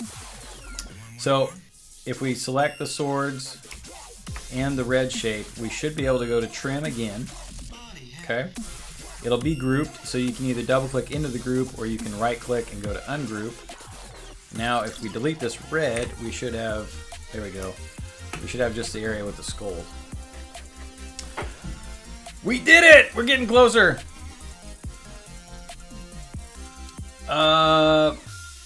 You sent, what'd you send? Foreign beggars?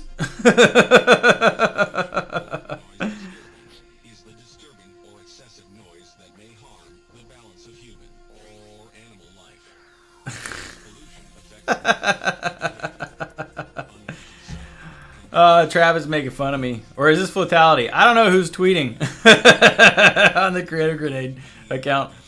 Ooh, that's cool. Good job, Darky. I like that. This looks like 3D rendered. Is it done in a 3D program? That's cool. That's very cool. Low poly's fun. I tried to do that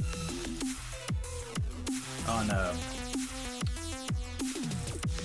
old Half-Life art project thing, but I did not do it anywhere near as good as you got it.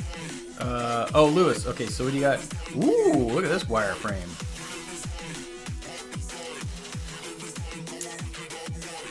Man, what are you doing this in Illustrator? What is this? What are you working in?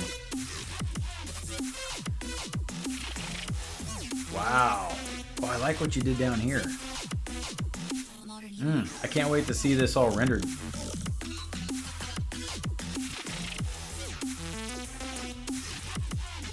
Oh, that's really cool.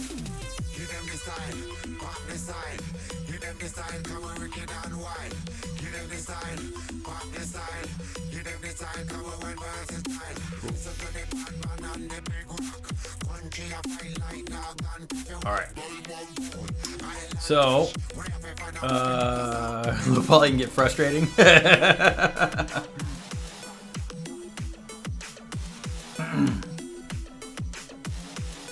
Oh, you just have the wireframe on to make things clear. Okay, I got you.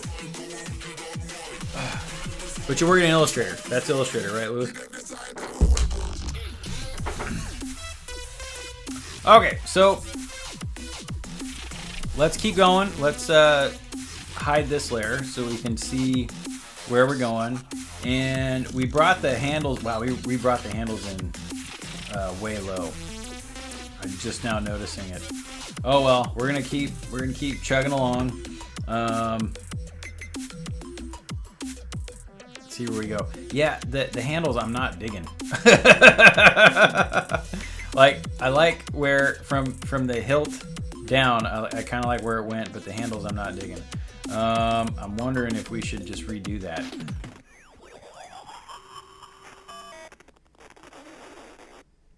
Time is at 6. Man, I swear, time flies. You know what? I'm taking these out for now. I'm not. It looked good on the sketch.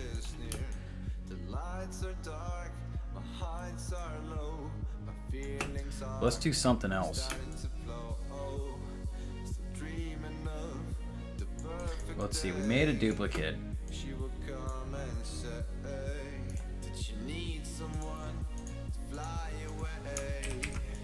Make a duplicate again. Going to ungroup this. And this handle bugging me. I noticed the hilt was really wide, so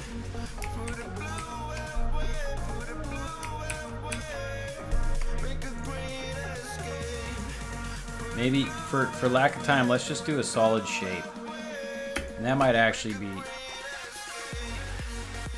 simplify things a bit as well.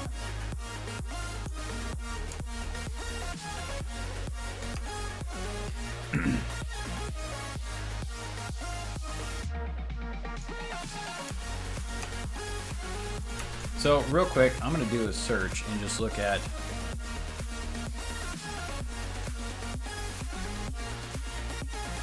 oh wow, this has nothing to do with what we're doing, but that's pretty. That's a good idea. The 23 needs to really be kerned up, but I like the idea of the shoes. That's cool.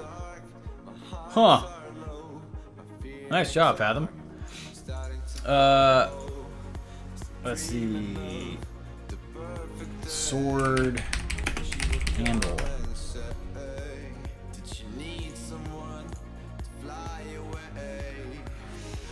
What do you guys think? Just something simple like that? That, you know, not without all the embellishments, but I'm thinking we just do something simple. Here's something simple, right?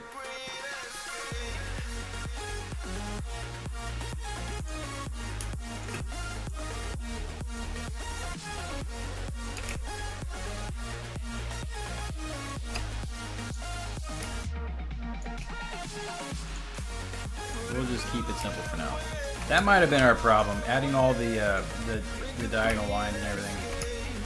Can't I just grab this one point?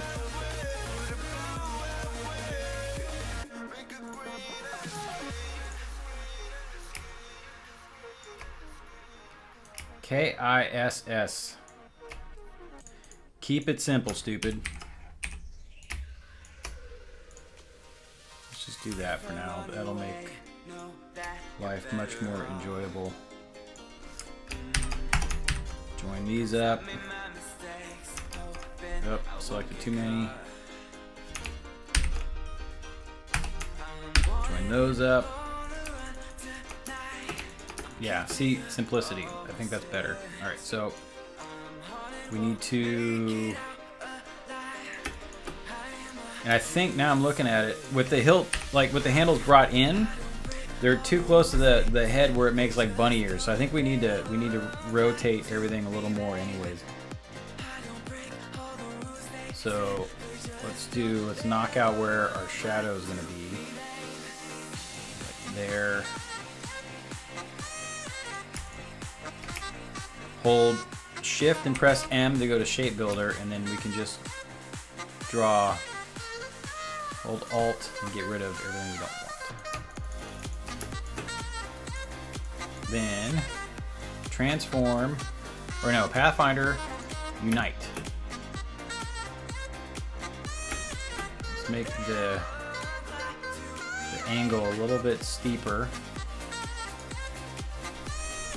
So more like just an X shape rather than we had. Yep, I think this is gonna work better. Cross your fingers and toes. The pommel always bends with the point of the blade. What's a pommel? Is that this the little curve here on the end of the hilt?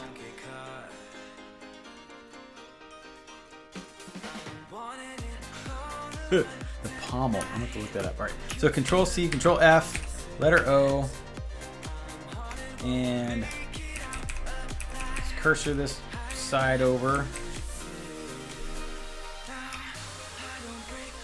Control G to group, and then let's go to align and make sure it's aligned horizontally. All right. So let's bring the skull back up. Object, arrange, bring to front. Oh, it's already 6 o'clock. We might just be rendering out 2 swords in the skull in Photoshop. Time goes by so quick, it's crazy.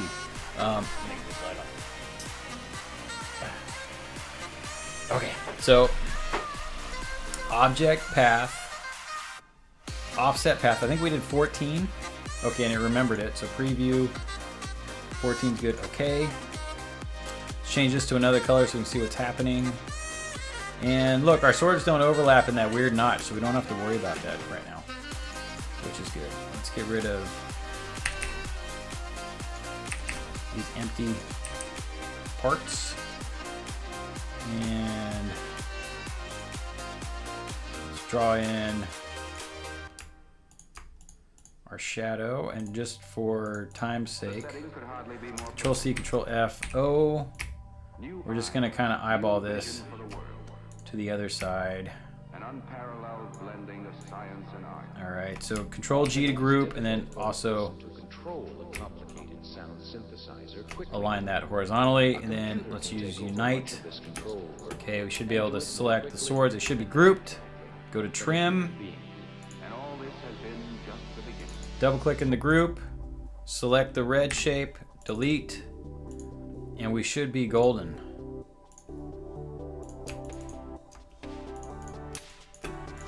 Let's hide the guides. I think that's much better. There's still a ton of stuff we could be doing to it, but like now, you know, these probably need something. Now the ends of them are a little heavy. We could notch those out, but let's not worry about that right now. Let's try to get this hexagonal shape in.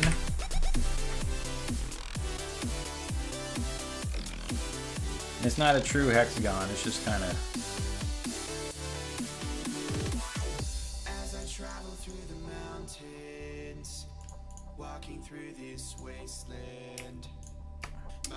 So a line, and this I'm gonna go ahead and make this orange because I think that's where we're gonna keep this outline orange. So I'm gonna pick an orange.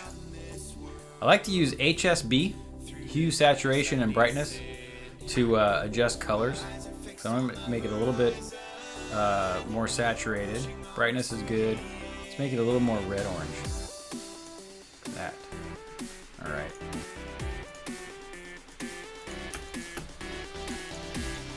Control C, Control F, letter O again, hold Shift, drag left.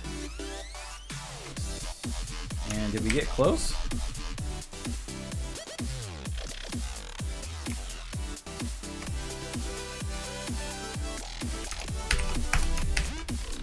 Okay.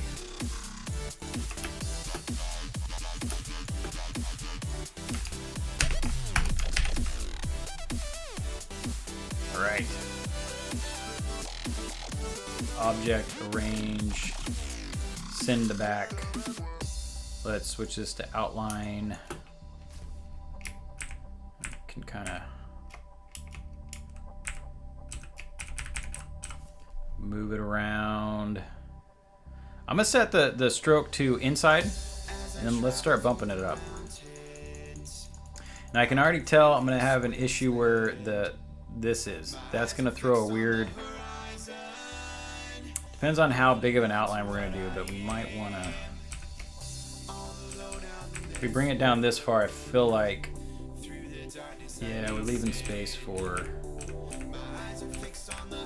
that.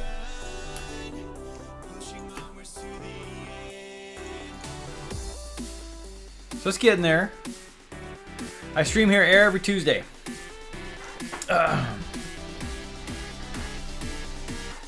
Yeah, cause we're done at 7, so I'm trying to make sure the time flies. I want to make sure I get through as much as I can. It's not because I want the stream to end or nothing. It's just, you know, there's not enough hours in the day. Okay, so I like this shape. I'm gonna make a copy. Control C, Control F, and I'm just gonna drag it off stage. So we should have like a bunch of. We should still have a skull over here somewhere. Yep. Okay. So while I'm thinking of it though, we move this up. That's better. Okay.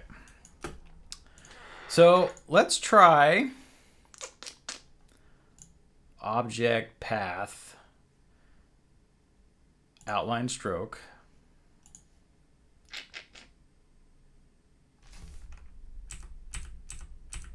Cursor that down a couple times. Control C. I'm gonna make a copy of this because you never know. Let's select the swords and the skull, and let's go to Object, Path, Offset Path, and we're gonna knock out some edges around. I don't know if this is gonna work, but we're gonna knock out some edges around the hexagon. So I think we're good there. Hit OK. Right click and ungroup because we just want. Well, we don't want to ungroup it just yet.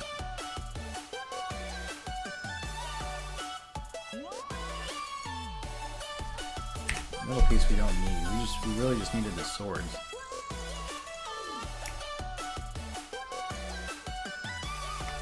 Let's go ahead and.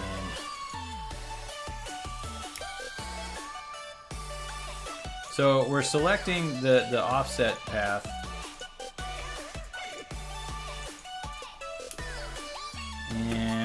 gonna kind of see how it looks. So it's gonna.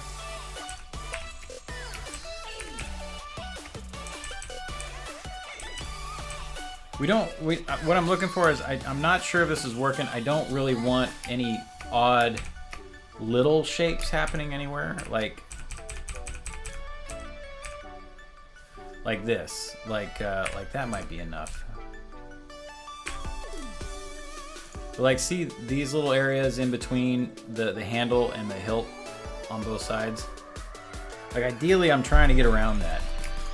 Because when you shrink it, it's just going to look like two little orange dots, and I want to try to get away from that. So maybe we just kind of drop it down a little bit. All right, so now I should be able to. I've double-clicked in the group, so I can go to Select, Same, Fill and Stroke, and then choose Pathfinder, and we can merge it, and then I can cut it out. So Control X. Control F to paste in front, and we should just be able to trim this. Trim.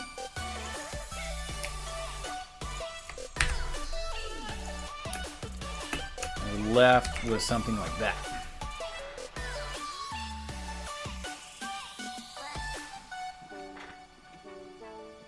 A pack of drunks. Oh, nice. I'm glad I could be some inspiration. That's cool. Thank you, Overlord. I appreciate it. I streamed a little bit last night just to kind of get back into the swing of things, and we doodled some very strange looking creatures. And somebody pointed out that they kind of reminded them of all of the old McDonald's creatures, like Hamburglar and Grimace. So that was fun, but yeah, I appreciate it. I'll try to stream there more often. Joystick, you're right. We could just, if they were too small, we could just knock that, get rid of those altogether. Oh, here's another thing to be careful about. Okay, so when you use Pathfinder, sometimes it'll create empty shapes. So what I mean by an empty shape is if I see, when I select this group, when I select the orange, you can tell it grabbed the orange outline, but now I'm seeing shapes on the inside, right? It's like, what are those? Those are essentially empty shapes. If you double click into that group, and you select one, you'll see that it's a shape that has no fill and no stroke. The problem there is that now that I think, I can't see them, right? So like if I hide this, you can't see them. So if I go here thinking, oh, I'm just going to change the color, what happened? Everything's filled. What happened? Well, it took all those empty shapes and it also applied the fill. So a quick way to get rid of that is Control Z and just do the select fill and stroke. So double click in that group, select one of the empty ones, which actually looks like the whole shape is the empty shape. But you can go to Select, Same, Fill and Stroke, and then that would have selected any of those empty shapes. Because you already have this one selected. So just simply press delete.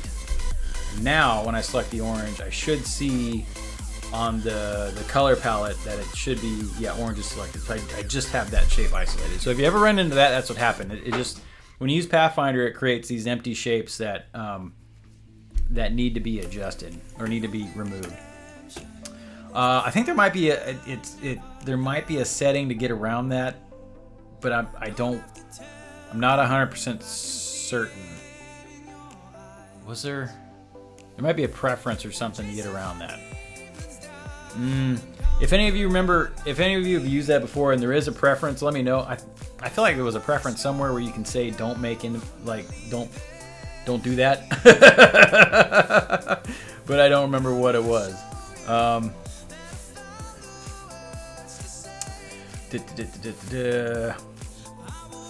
Oh, so yeah, my you mean my YouTube channel? YouTube, everything, it's easy. Really, everything is just my first and last name. So, so if you meant YouTube channel, on Twitch here, it's same thing. Twitch.tv/EvanEckert or /Evan or /Evan Eckert. I can't talk. Yeah. Right on, Overlord. But joystick, yeah. See, I think we got away with. We didn't have to like totally delete the orange pieces because we left enough of them where it was thick enough to where it probably won't cause an issue. But you're right. If you run into a situation where that was just too tight, where it's like, why keep it? Actually, we did that here. I ran into some little red, relics coming off this banner, because you see the original, right? The original had an overlap. It had overlaps around here. But then when I went and tried to do an Illustrator, it did. It left like these little weird dots, and so we just deleted them. So joystick, yeah, you're 100% correct. That if they're just like, if they're so small to the point that they're just kind of distracting, just get rid of them. Just simplify it down and delete it.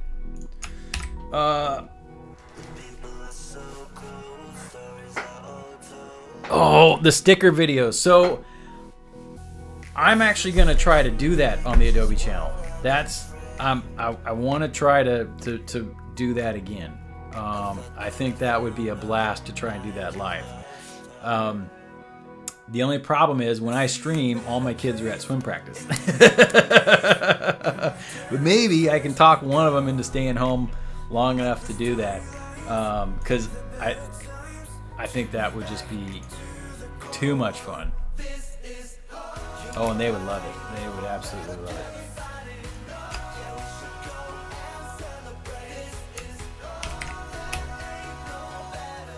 But yeah, those videos were some of the most fun I've ever had making videos. Was the sticker ones. I don't know if any of you guys remember those, but it was such a blast to do that. What we did was I just got the tablet out, and my kids I loaded up Photoshop or Mango Studio and just said, just draw something, and we did it live on stream. And I told them to draw a monster, and they would draw a monster face, and then I would jump in and go back and turn it into a sticker, like we illustrated it all out, and we got, Josh still has his set. We got them made into stickers. So we did a sticker pack, and we did 4. I got 4 kids, so we ended up with 4 stickers by them, and then I had a couple. I had like a one-eyed cat or something, I don't know. I'm looking around to see if I have any sitting around. But it was so much fun, and I want to do that again on stream. It was a blast. Okay. It's 6:05. Should we continue on this in Illustrator, or should we jump into Photoshop and see if I can remember how to mess around with the dodge and burn tools? Let's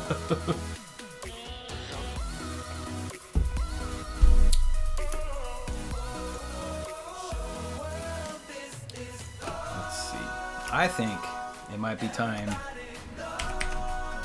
to jump into Illustrator. Jump into Photoshop and really watch me struggle. Try to remember how everything worked. Because again, it's been 5 years since I touched one of those things. So, what do you guys think? Keep going in Illustrator or jump into Photoshop?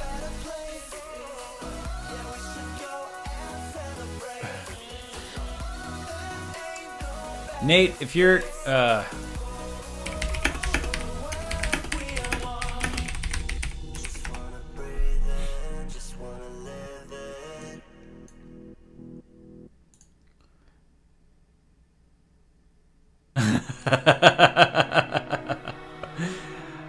Photoshop, okay. I got one Photoshop. Anybody else? Wouldn't mind seeing an Illustrator struggle with gradient bliss. That would be a real struggle.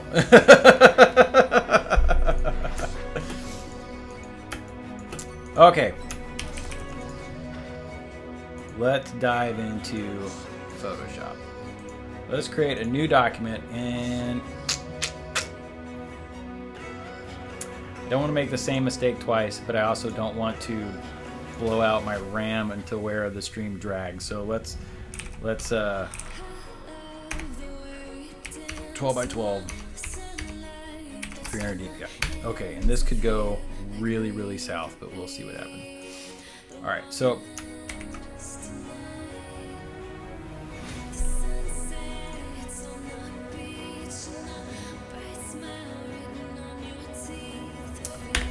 actually, let's grab the whole guy.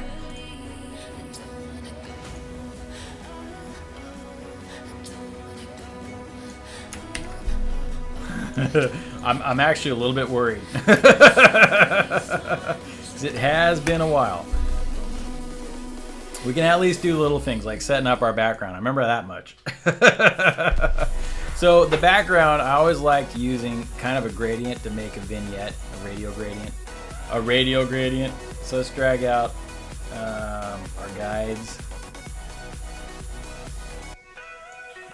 And then, yeah, that was, make it a little bigger, image canvas size. Photoshop action. You know, we honestly rarely used a lot of Photoshop on the streams lately. We were almost always in Illustrator. Travis probably used Photoshop when I was here and there when I was gone at times, but it's been a while. So I always like making kind of a dark background.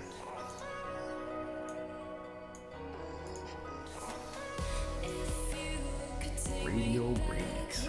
Gradient tool. That one.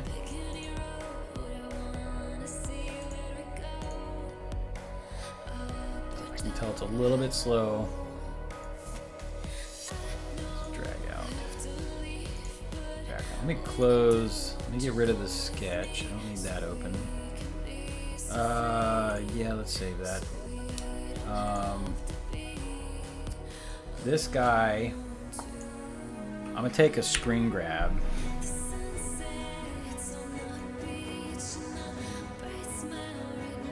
Hopefully that didn't freeze the stream all up. Copy that. Let me just double check layers to see how I did it. I remember having this. You know what? I might want to drag some of this in and kind of, we're gonna cheat a little bit. I like that rock texture I had, but it's really small. See, that's what happens when you do it. When you originally did the file, like way too small.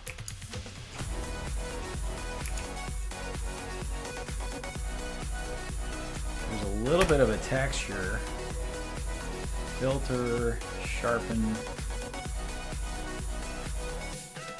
unsharp mask. Let's just sharpen the daylights out of it. Okay. You can kind of see it. Okay, so I'm gonna close this. No, I don't want to save changes. Control N. Should remember my dimensions from my clipboard. So we're gonna create, because I want to reference this one.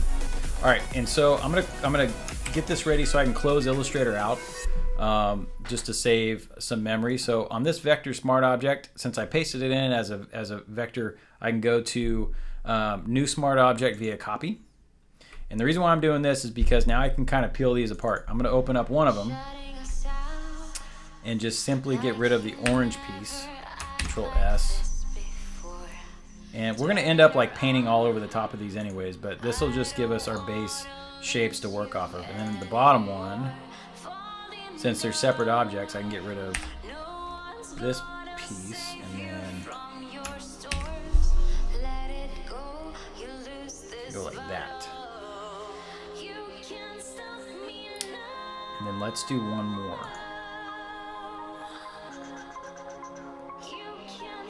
So I should have now convert new smart objects via copy. Object path. Let's do offset path. Do a negative value, negative 20, because we're going to give it kind of a border. Negative 20.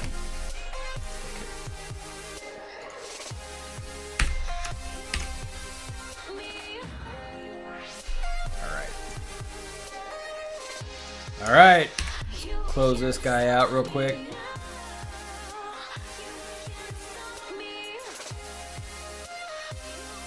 this might flicker just a tad while I'm closing it.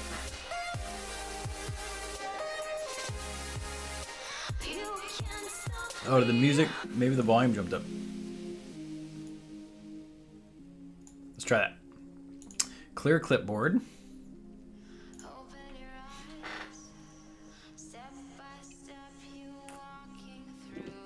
What is that old emblem from? Looks like an old PlayStation game or something. That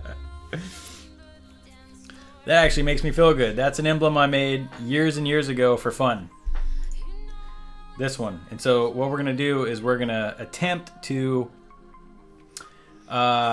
paint over this guy with just a mouse and keyboard and see what we can come up with. So I want to keep this orange.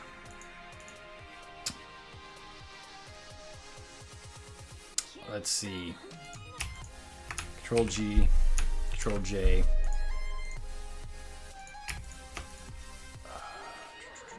We can keep them smart objects for now. Okay, so how do I want to do this? So here, kind of did.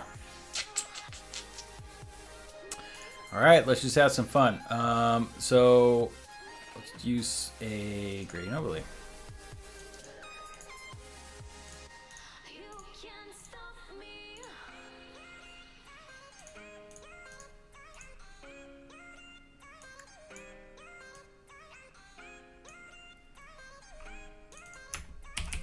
Yep, we will see how this goes, how rusty I am.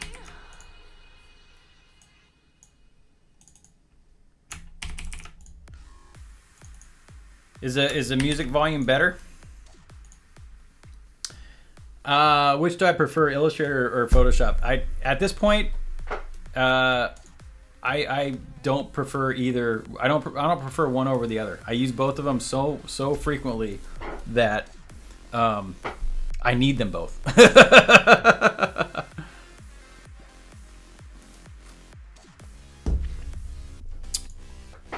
So yeah, I don't have. Let's do.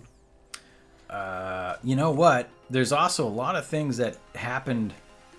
Man, 5 years ago. What version of Photoshop was out 5 years ago? Was I was probably still using. Oh man, what, CS6? I don't even know if we were into the CC stuff yet.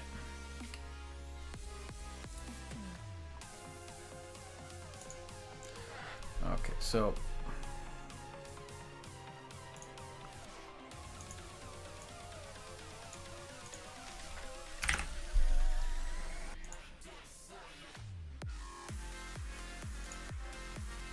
yeah, this is a lot of fun. I miss doing this.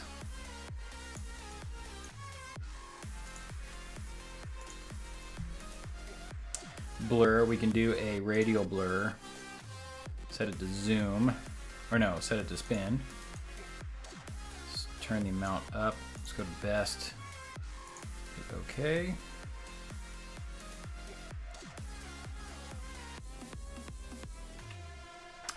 Was it CS6? Man.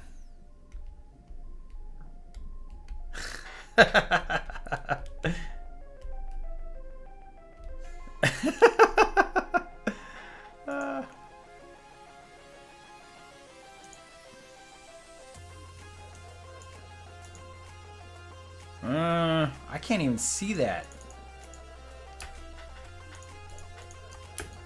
I think I need to add more noise. Filter. Maybe this is why I did it at 72 dpi before. Because with the higher resolution I need. Okay, so now filter, blur. Where'd it go? Blur. No.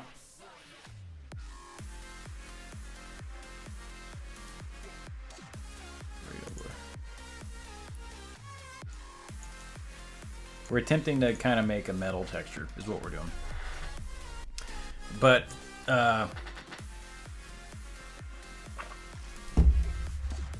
it's a brush metal technique. I don't know if it's the brush metal technique.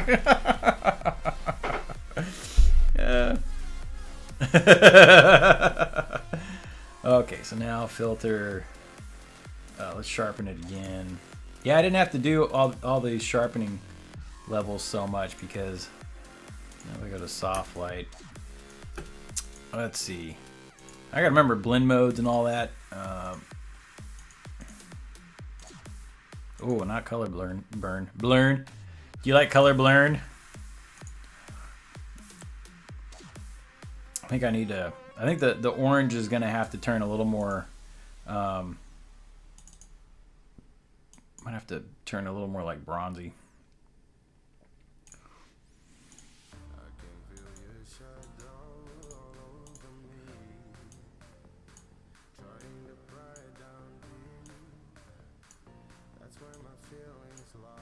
Yeah, let's darken it up pretty good.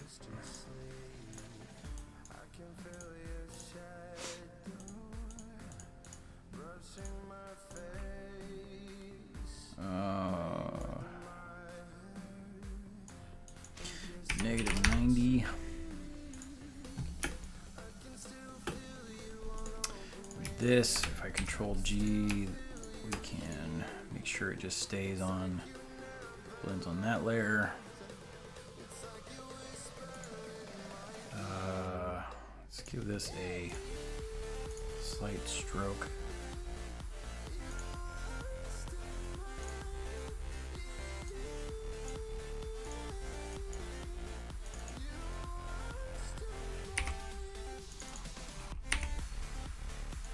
Okay, it's pulling it up a little bit.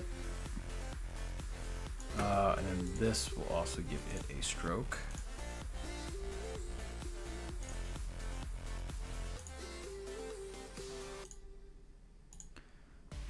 That, man, yeah, this is like, this almost feels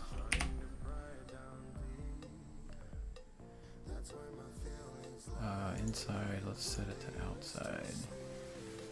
Feels very rusty.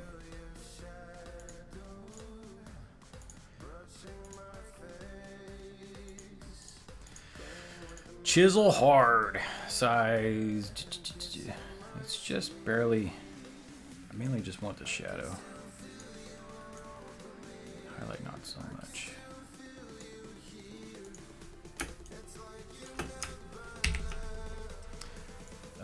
Let's save this out before I forget.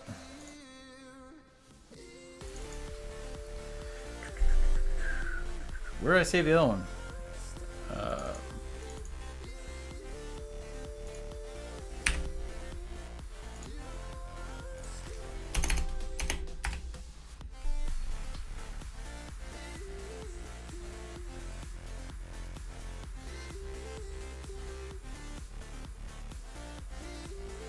How positive I am? Am I positive? I hope so. All right, let's get into the fun part. Let's start working on. Oh, this is going to be interesting. All right, I'm going to select this. And, whoo boy.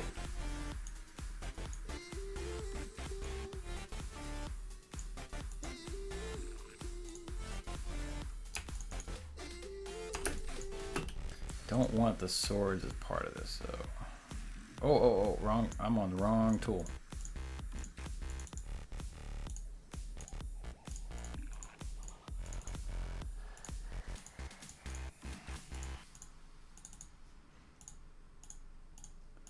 Let's see. Would it bug you guys if I turn the music up just a hair? Because now I can't hear it, and it was helping a little bit.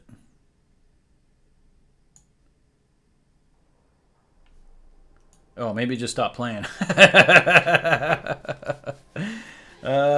You're the one who got me into art school and pursue. Dude, that's awesome. You graduate next year?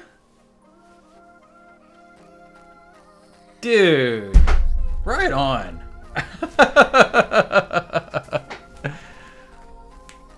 Very cool. Very cool. I love hearing that stuff. Man.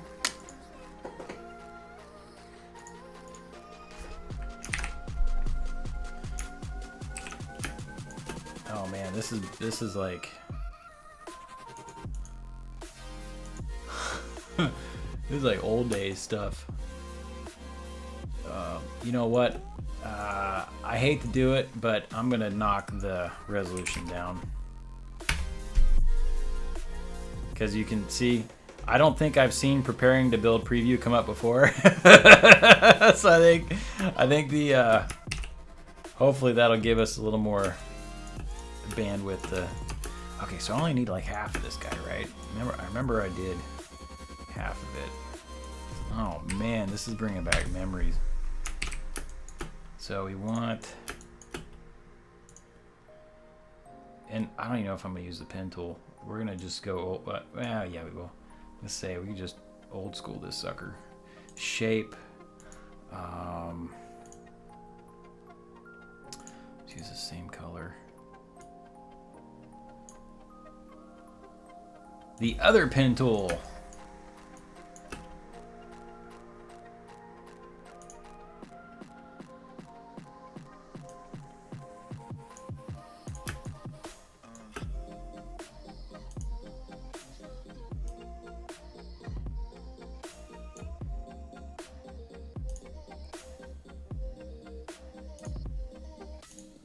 Well, actually, those notches kind of help because I'm going to make his teeth more like angular.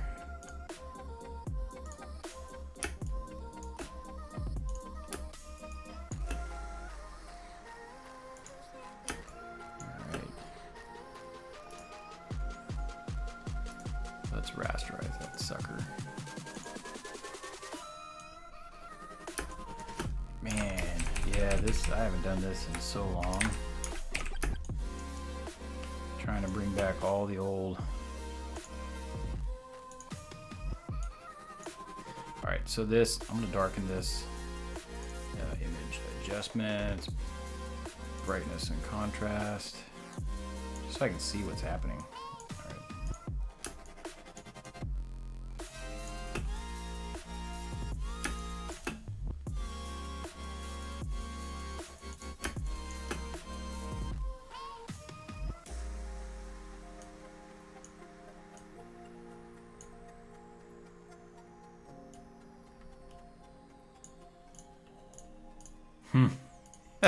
Oh, I'm on the wrong one. Dang it. Hold on. All right, get back. No, don't do that. Come back. All right. We don't want shape, we want path. Okay. I wonder what was going on.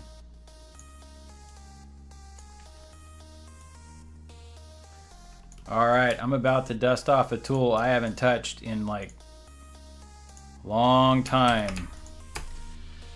Right click. Make selection. Let's feather it just a hair. 5.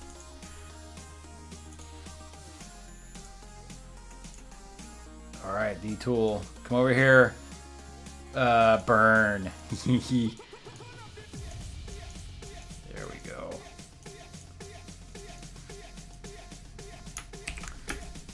Now it's bringing back memories.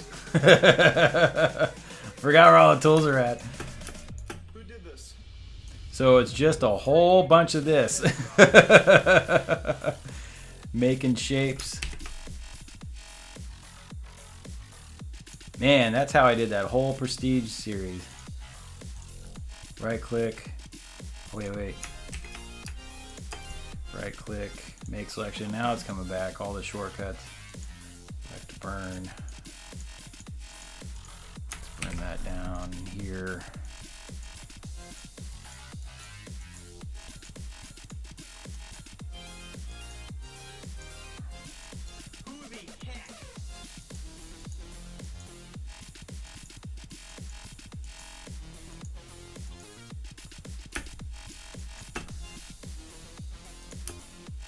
Pen tool, let's see.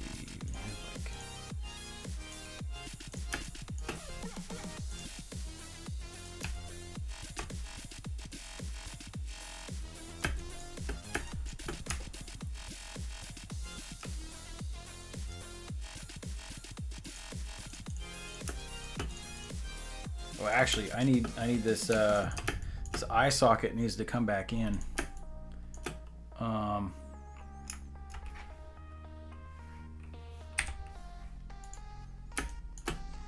let's just go This. I've got feathering set. I need 0.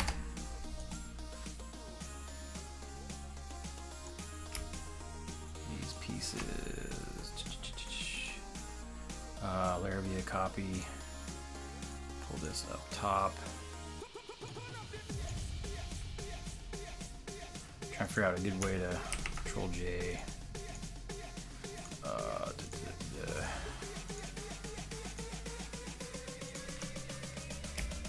Who did this?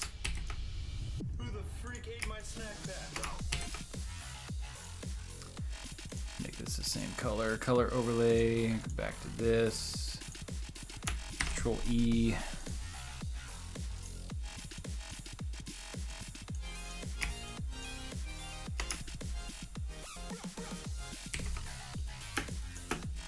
Now can I burn this back?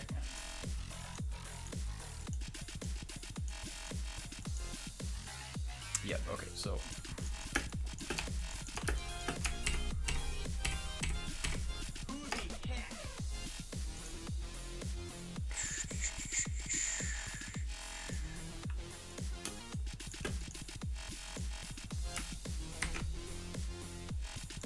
history.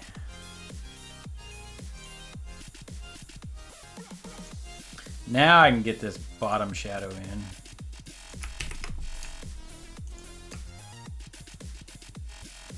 Oh man. Oh man. Make selection. Burn tool. Come here, burn tool. We missed you. There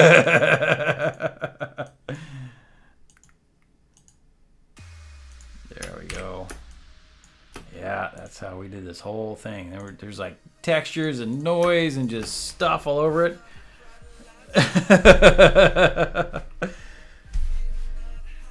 Real name is Luke. Good to meet you, Luke.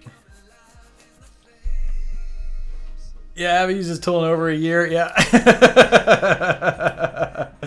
It's kind of like, well, it's like a bicycle.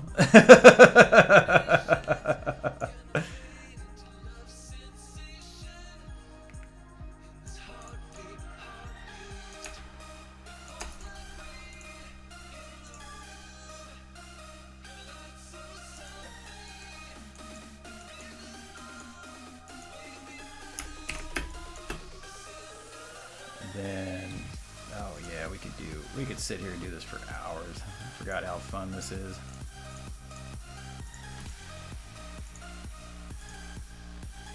What's the tool? Isn't there a shortcut? Is dodge just D? Let me try it. Let me go back to, what are the shortcuts here? I don't think I ever learned them. Yeah, P. Oh yeah, let's make this quicker. I know for a fact when I was doing those videos I did not use any shortcuts. Right click, make selection, then B. No, burn, B. Oh, that's not it. That's brush. D. Oh. Oh dear. P.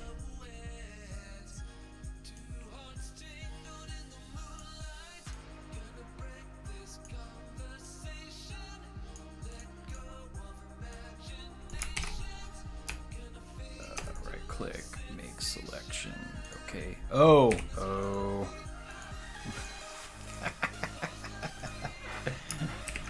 Oh dear. Oh, I messed that up. History. Selection. Let's move it over here.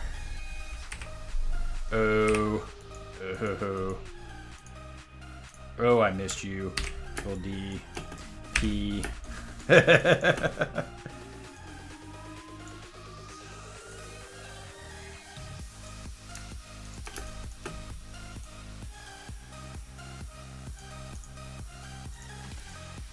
Make selection.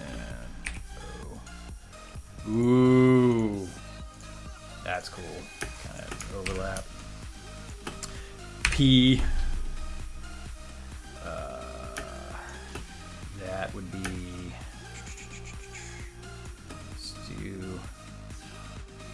need to fill that in. Hold on, hold on. Let's do some Mickey Mouse and make selection. Okay.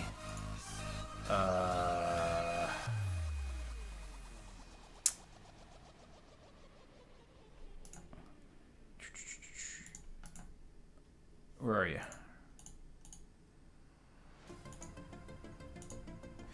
Layer via copy. Okay, then don't do that. Control C, Control V. Let's see. Color overlay. Okay. Actually, that little notch might work to our benefit.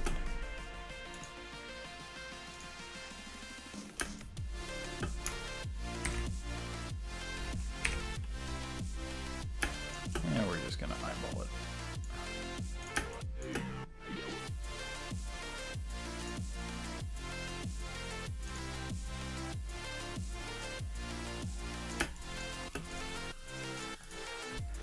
Make selection. Okay.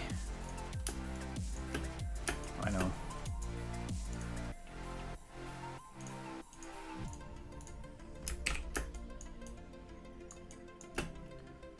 Actually, I don't know. That notch looks kind of cool.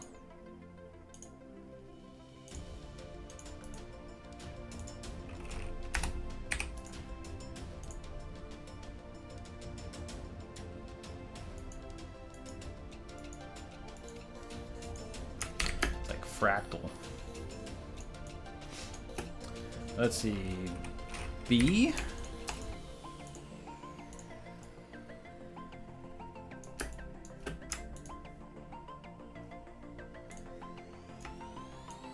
Put the triangle back in later.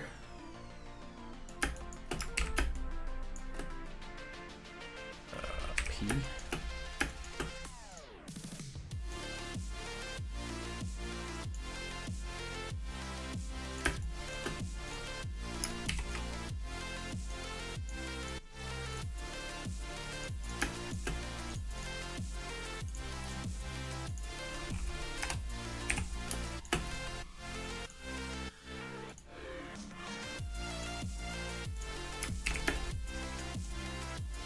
We still got to go back and do highlights.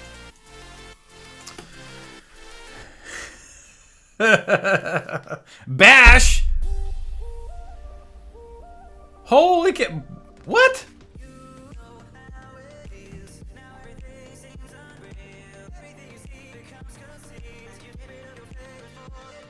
Man! I haven't talked to Bash in like 5 years.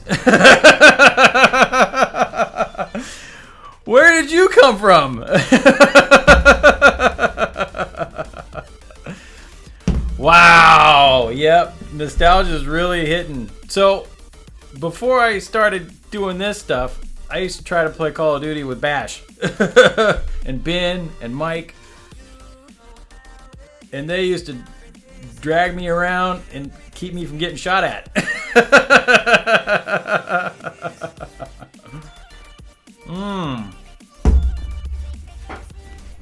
Man, that's cool. Man, I'm so glad you dropped in, Bash. Those were the days.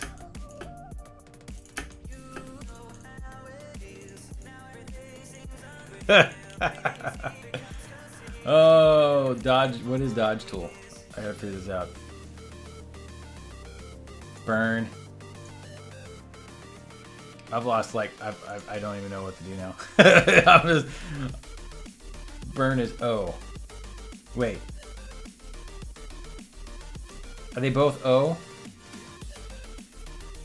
Okay, so they have to be selected. I get it. All right. Man, this is cool. Bash is here. Oh, I have to turn on highlights. Oh, and let's turn the exposure down.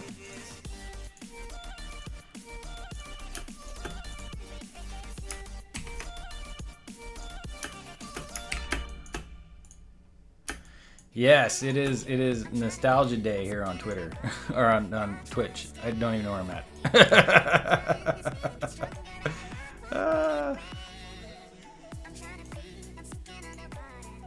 Yep, man. I haven't talked to Bash. Do you keep up with Ben and Mike? Actually, did you move? Are you in the States?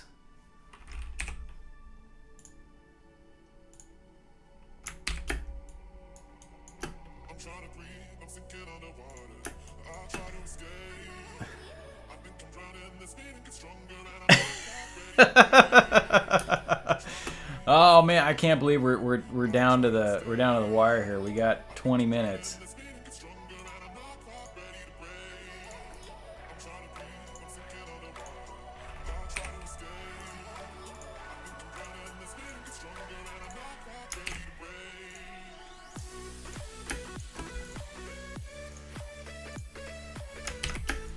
Man, I am rusty with this. I used to be much more like just free flow when I did this. Now I'm like, I kind of remember how it works, but I don't. There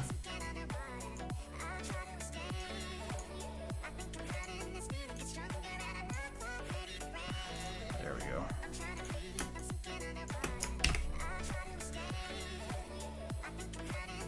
You live in? Come on. You've been in San Francisco this whole time? Dude, I'm up there once a month for work. And Matt was up there? Matt's still in LA, right? Is he still in LA?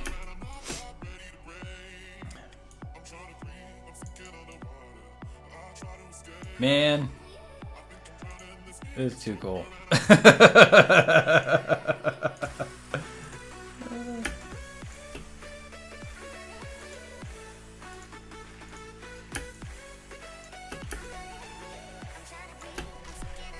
He's still in LA. Very nice. You're getting hitched? All right on, bud. Congrats. I don't know where. Are you in the city? I'm up in Mountain View, like a week out every month.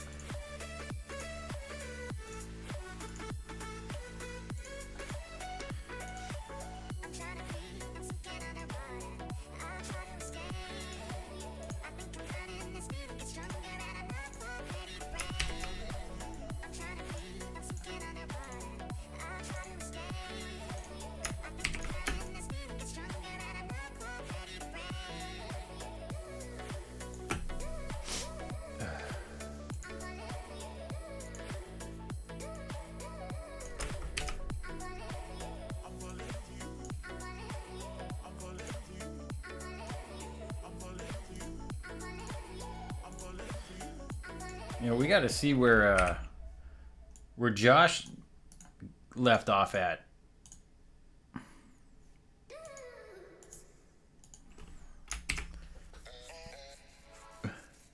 Closer to Daly City. Nice. Well, that's cool, because then you can take the cut across the 380 to the 280, right? Going northbound, you don't have to do that 101 crawl into what do you hit? Cesar Chavez Street and try to cut over that way.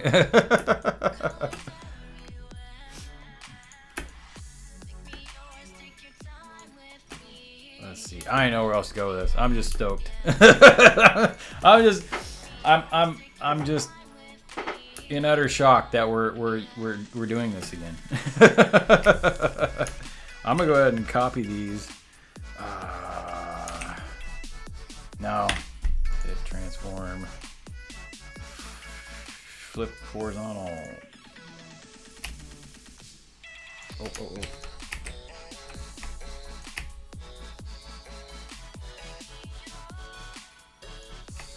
Oh, that's pretty. That's looking cool. I need to fix the teeth first. We will... Let's see. Paint the teeth back in so we can dodge and burn them again.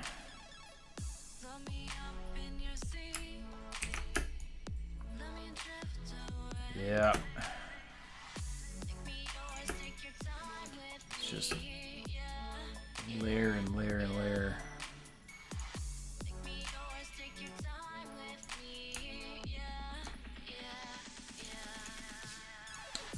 It's slowly coming back. I'm trying to remember how I used to do this.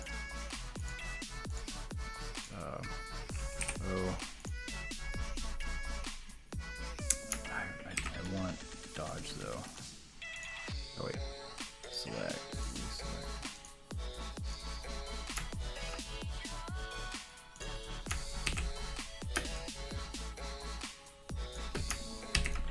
It's looking kind of cool.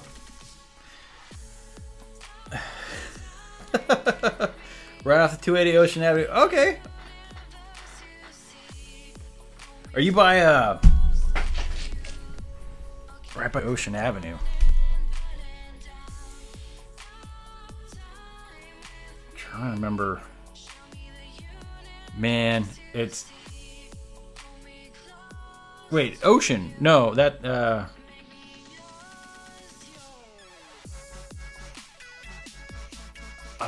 are you right off? What is that? Not by the zoo, but back. What is it? I used to live in off 25th and Geary in Presidio, and used to hook down. That's Ocean, right? Come down to try to commuting southbound to, where was I commuting to? I don't remember where I worked. Oh, to Ferguson and Mountain View. So I'd have to hook around. That was Ocean, and then, which was such a nice drive. And then you make a southbound. You hung a left at right after the zoo. And I remember if you kept going straight there was a way to keep going, and you got down to, like, I think Mavericks was down there. You hooked in. What was it Highlight?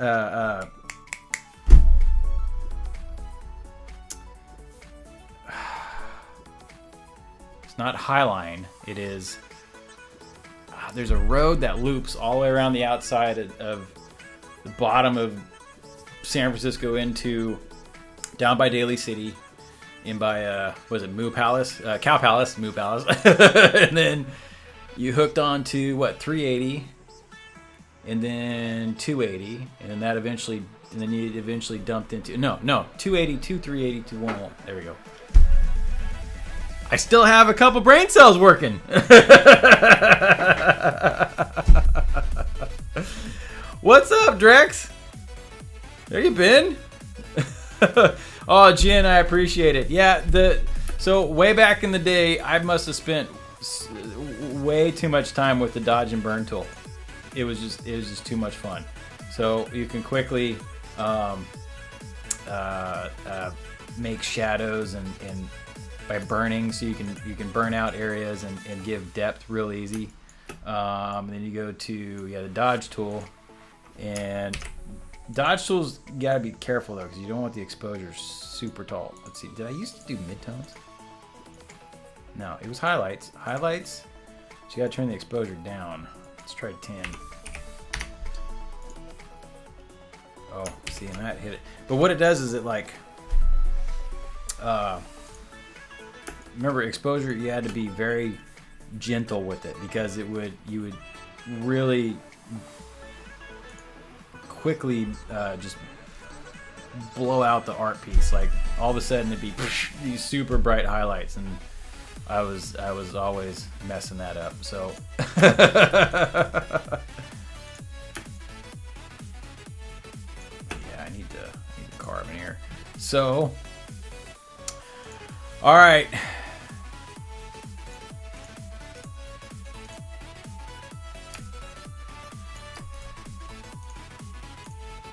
Let's go back to the burn tool. Burn tool is my favorite. Back to the Illustrator. Why you should learn Illustrator. Back in the day, when all I used to do was dodge and burn, people would get like tattoos of the pen tool. I would have to get a tattoo of the burn tool, which is, I think that's just some dude's hand. But that was easily most used.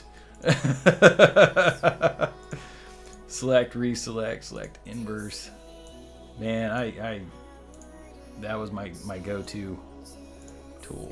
And you just kind of paint. You make all these like fractal shapes and whatnot. And you make some pretty cool stuff. So yeah, that's how.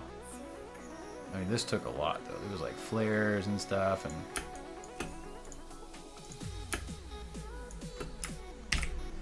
but see, Illustrator and Photoshop can work hand in hand for the most part.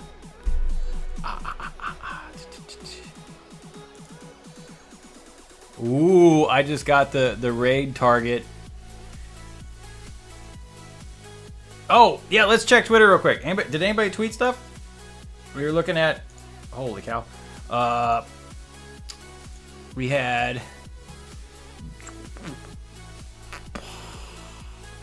Ooh, Bob Pixel Rat. Bob's got such a unique style. That's pretty cool. These look like machetes. Dang. I like how you put an eyeball in there. Very nice, Bob. That turned out really cool. Oh, retweet. Retweet. Yes. Man, nice job. What else we got? Oh, it's perfect.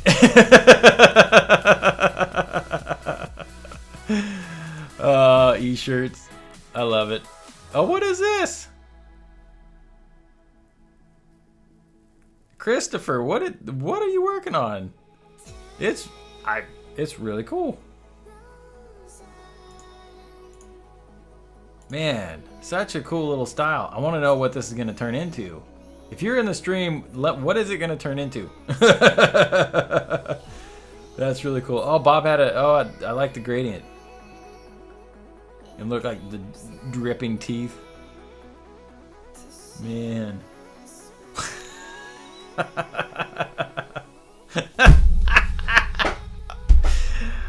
Oh, Rocket. Okay.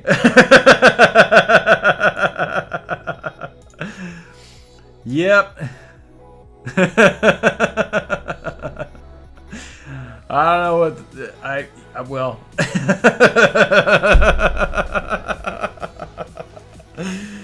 Oh, I love it, man. I'm glad you guys are following along and making stuff. Josh, I told you. Josh, now, okay. Josh, I gotta put this out. You do not use the dodge and burn method, correct? Josh straight up just paints it and just absolutely knocks it out of the park every single time. That is, oh man, I can tell you just got the top of the swords to do. I love how you just peeled these off the background. Man, Josh, can you stop killing it for once? That's really cool, and I like how the skull is more of like a blue-green. Blue-green and the purple. Man. I don't know about you guys, but I think we're going to have to get Josh on here too. I want to get Adam on here to guest one of these. I want to get Josh on here. Swifty, we got to get Swifty on here. If you guys are interested to guest on the stream here with me and do some cool art stuff, you got to send me a message. Let me know.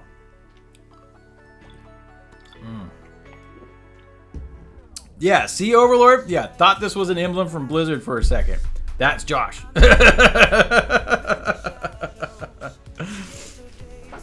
Man, I look... It's just too good, dude. It's too good. How you got the metal, like rendering metal. That's one of the hardest things to do. I can't do it. Man.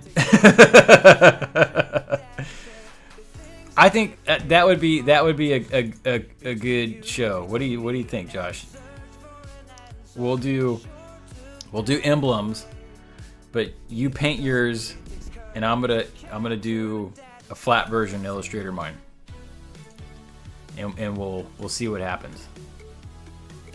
I think that would be awesome to see that. And then there's always the whole pass the art again, which would be fun. So we have a raid. Yeah. Ryan getting his art from stock. Them's fighting words. No, you won't, Josh. Man.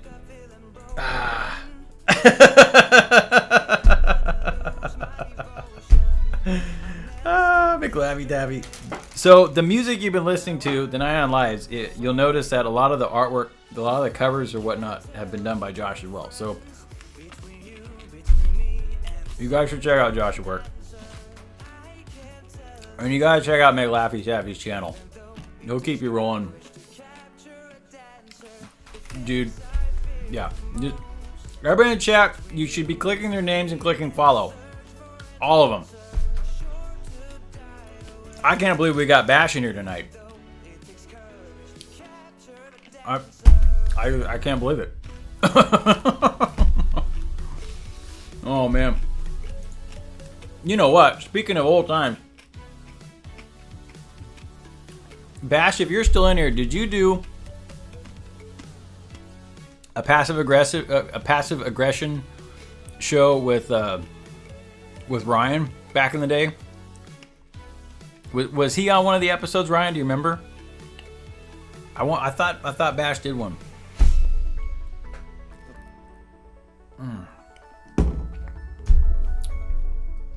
That's about the time all this stuff was happening too. Okay, so let's see. Oh, do I got this URL right? Is it Koyanji or Koyangi? I'm sorry. I need, like, with everybody's usernames, I need, like, the dictionary how to pronounce thing, because I'm terrible at it. Oh, we got Dunkus and Justra, that's right. We got Mike. Mike was on there. Did we ever get Ben? Was Bendro ever in one? Those were fun times. For people that don't know, Passive Aggression was a series that McLaffy Taffy was in, where they played Call of Duty. It was Black Ops, and you could set up classes to where you were completely off radar and whatnot. No, wait, I'm thinking of something else. So we would set up classes to where you could play domination game mode without killing anybody, and the whole challenge was to win one. Which they did. They pulled it off. So you could win games without killing any of the enemy teammates. And it was super stressful and super fun. Oh man. Okay, so raid time. It's 6:55.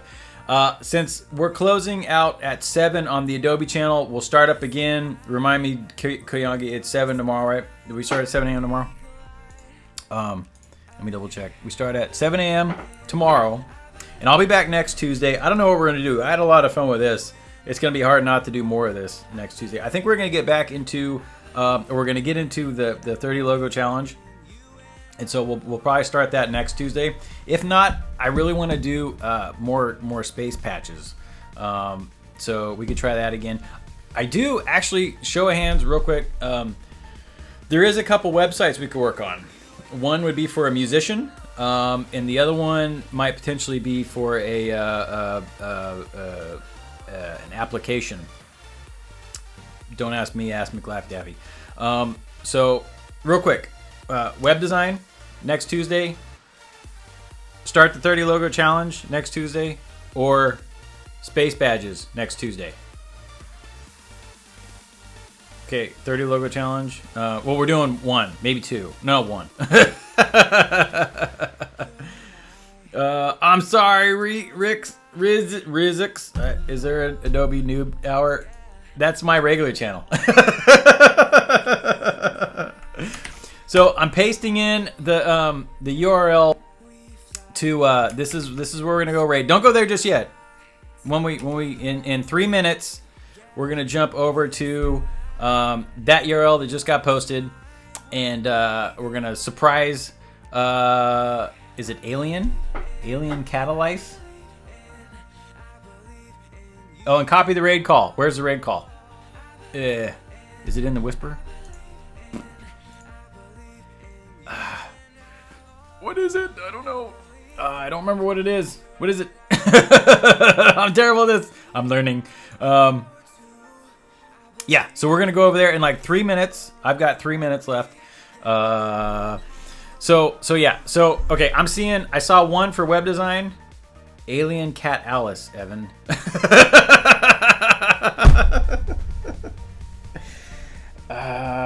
It's not Alien Catalyst. Okay, so copy that. Copy what Koyanji's got up, and you're gonna have to hit me in Skype in Slack and let me know how to pronounce that, Koyanji. I know I'm butchering it. I feel bad. I'm terrible. I'm sorry. So what do you say we do a website homepage in Photoshop next Tuesday? I got one I can do. It would be an official design that is going to get built and used for somebody pretty cool. So I would kind of like, if I were to pick one, I would maybe go down that route. We cool with that? Nod yes. Said yes. Okay, Sprouse said yes. He's looking forward to it. We're doing it. Okay. So, 1 minute. We gotta get ready to go over to the raid. Thanks for tuning in. I'm sorry, I'm reading whispers to try to get make sure everything's going right. A website with a space logo. Well. Okay, get ready. We're going there. Thanks for stopping in. Catch me every Tuesday. Oh, Livestream graphics. I would be interested in seeing what you could do with them, Evan. Cool. Jen, all right, we're good. We'll do it. All right, Fatality. All right, Jen. Ryan, Bash, everybody stop by. Eastshirts Lab. We will see you next Tuesday. And let's jam on over to Alien Cat Alice and show some love. All right, later.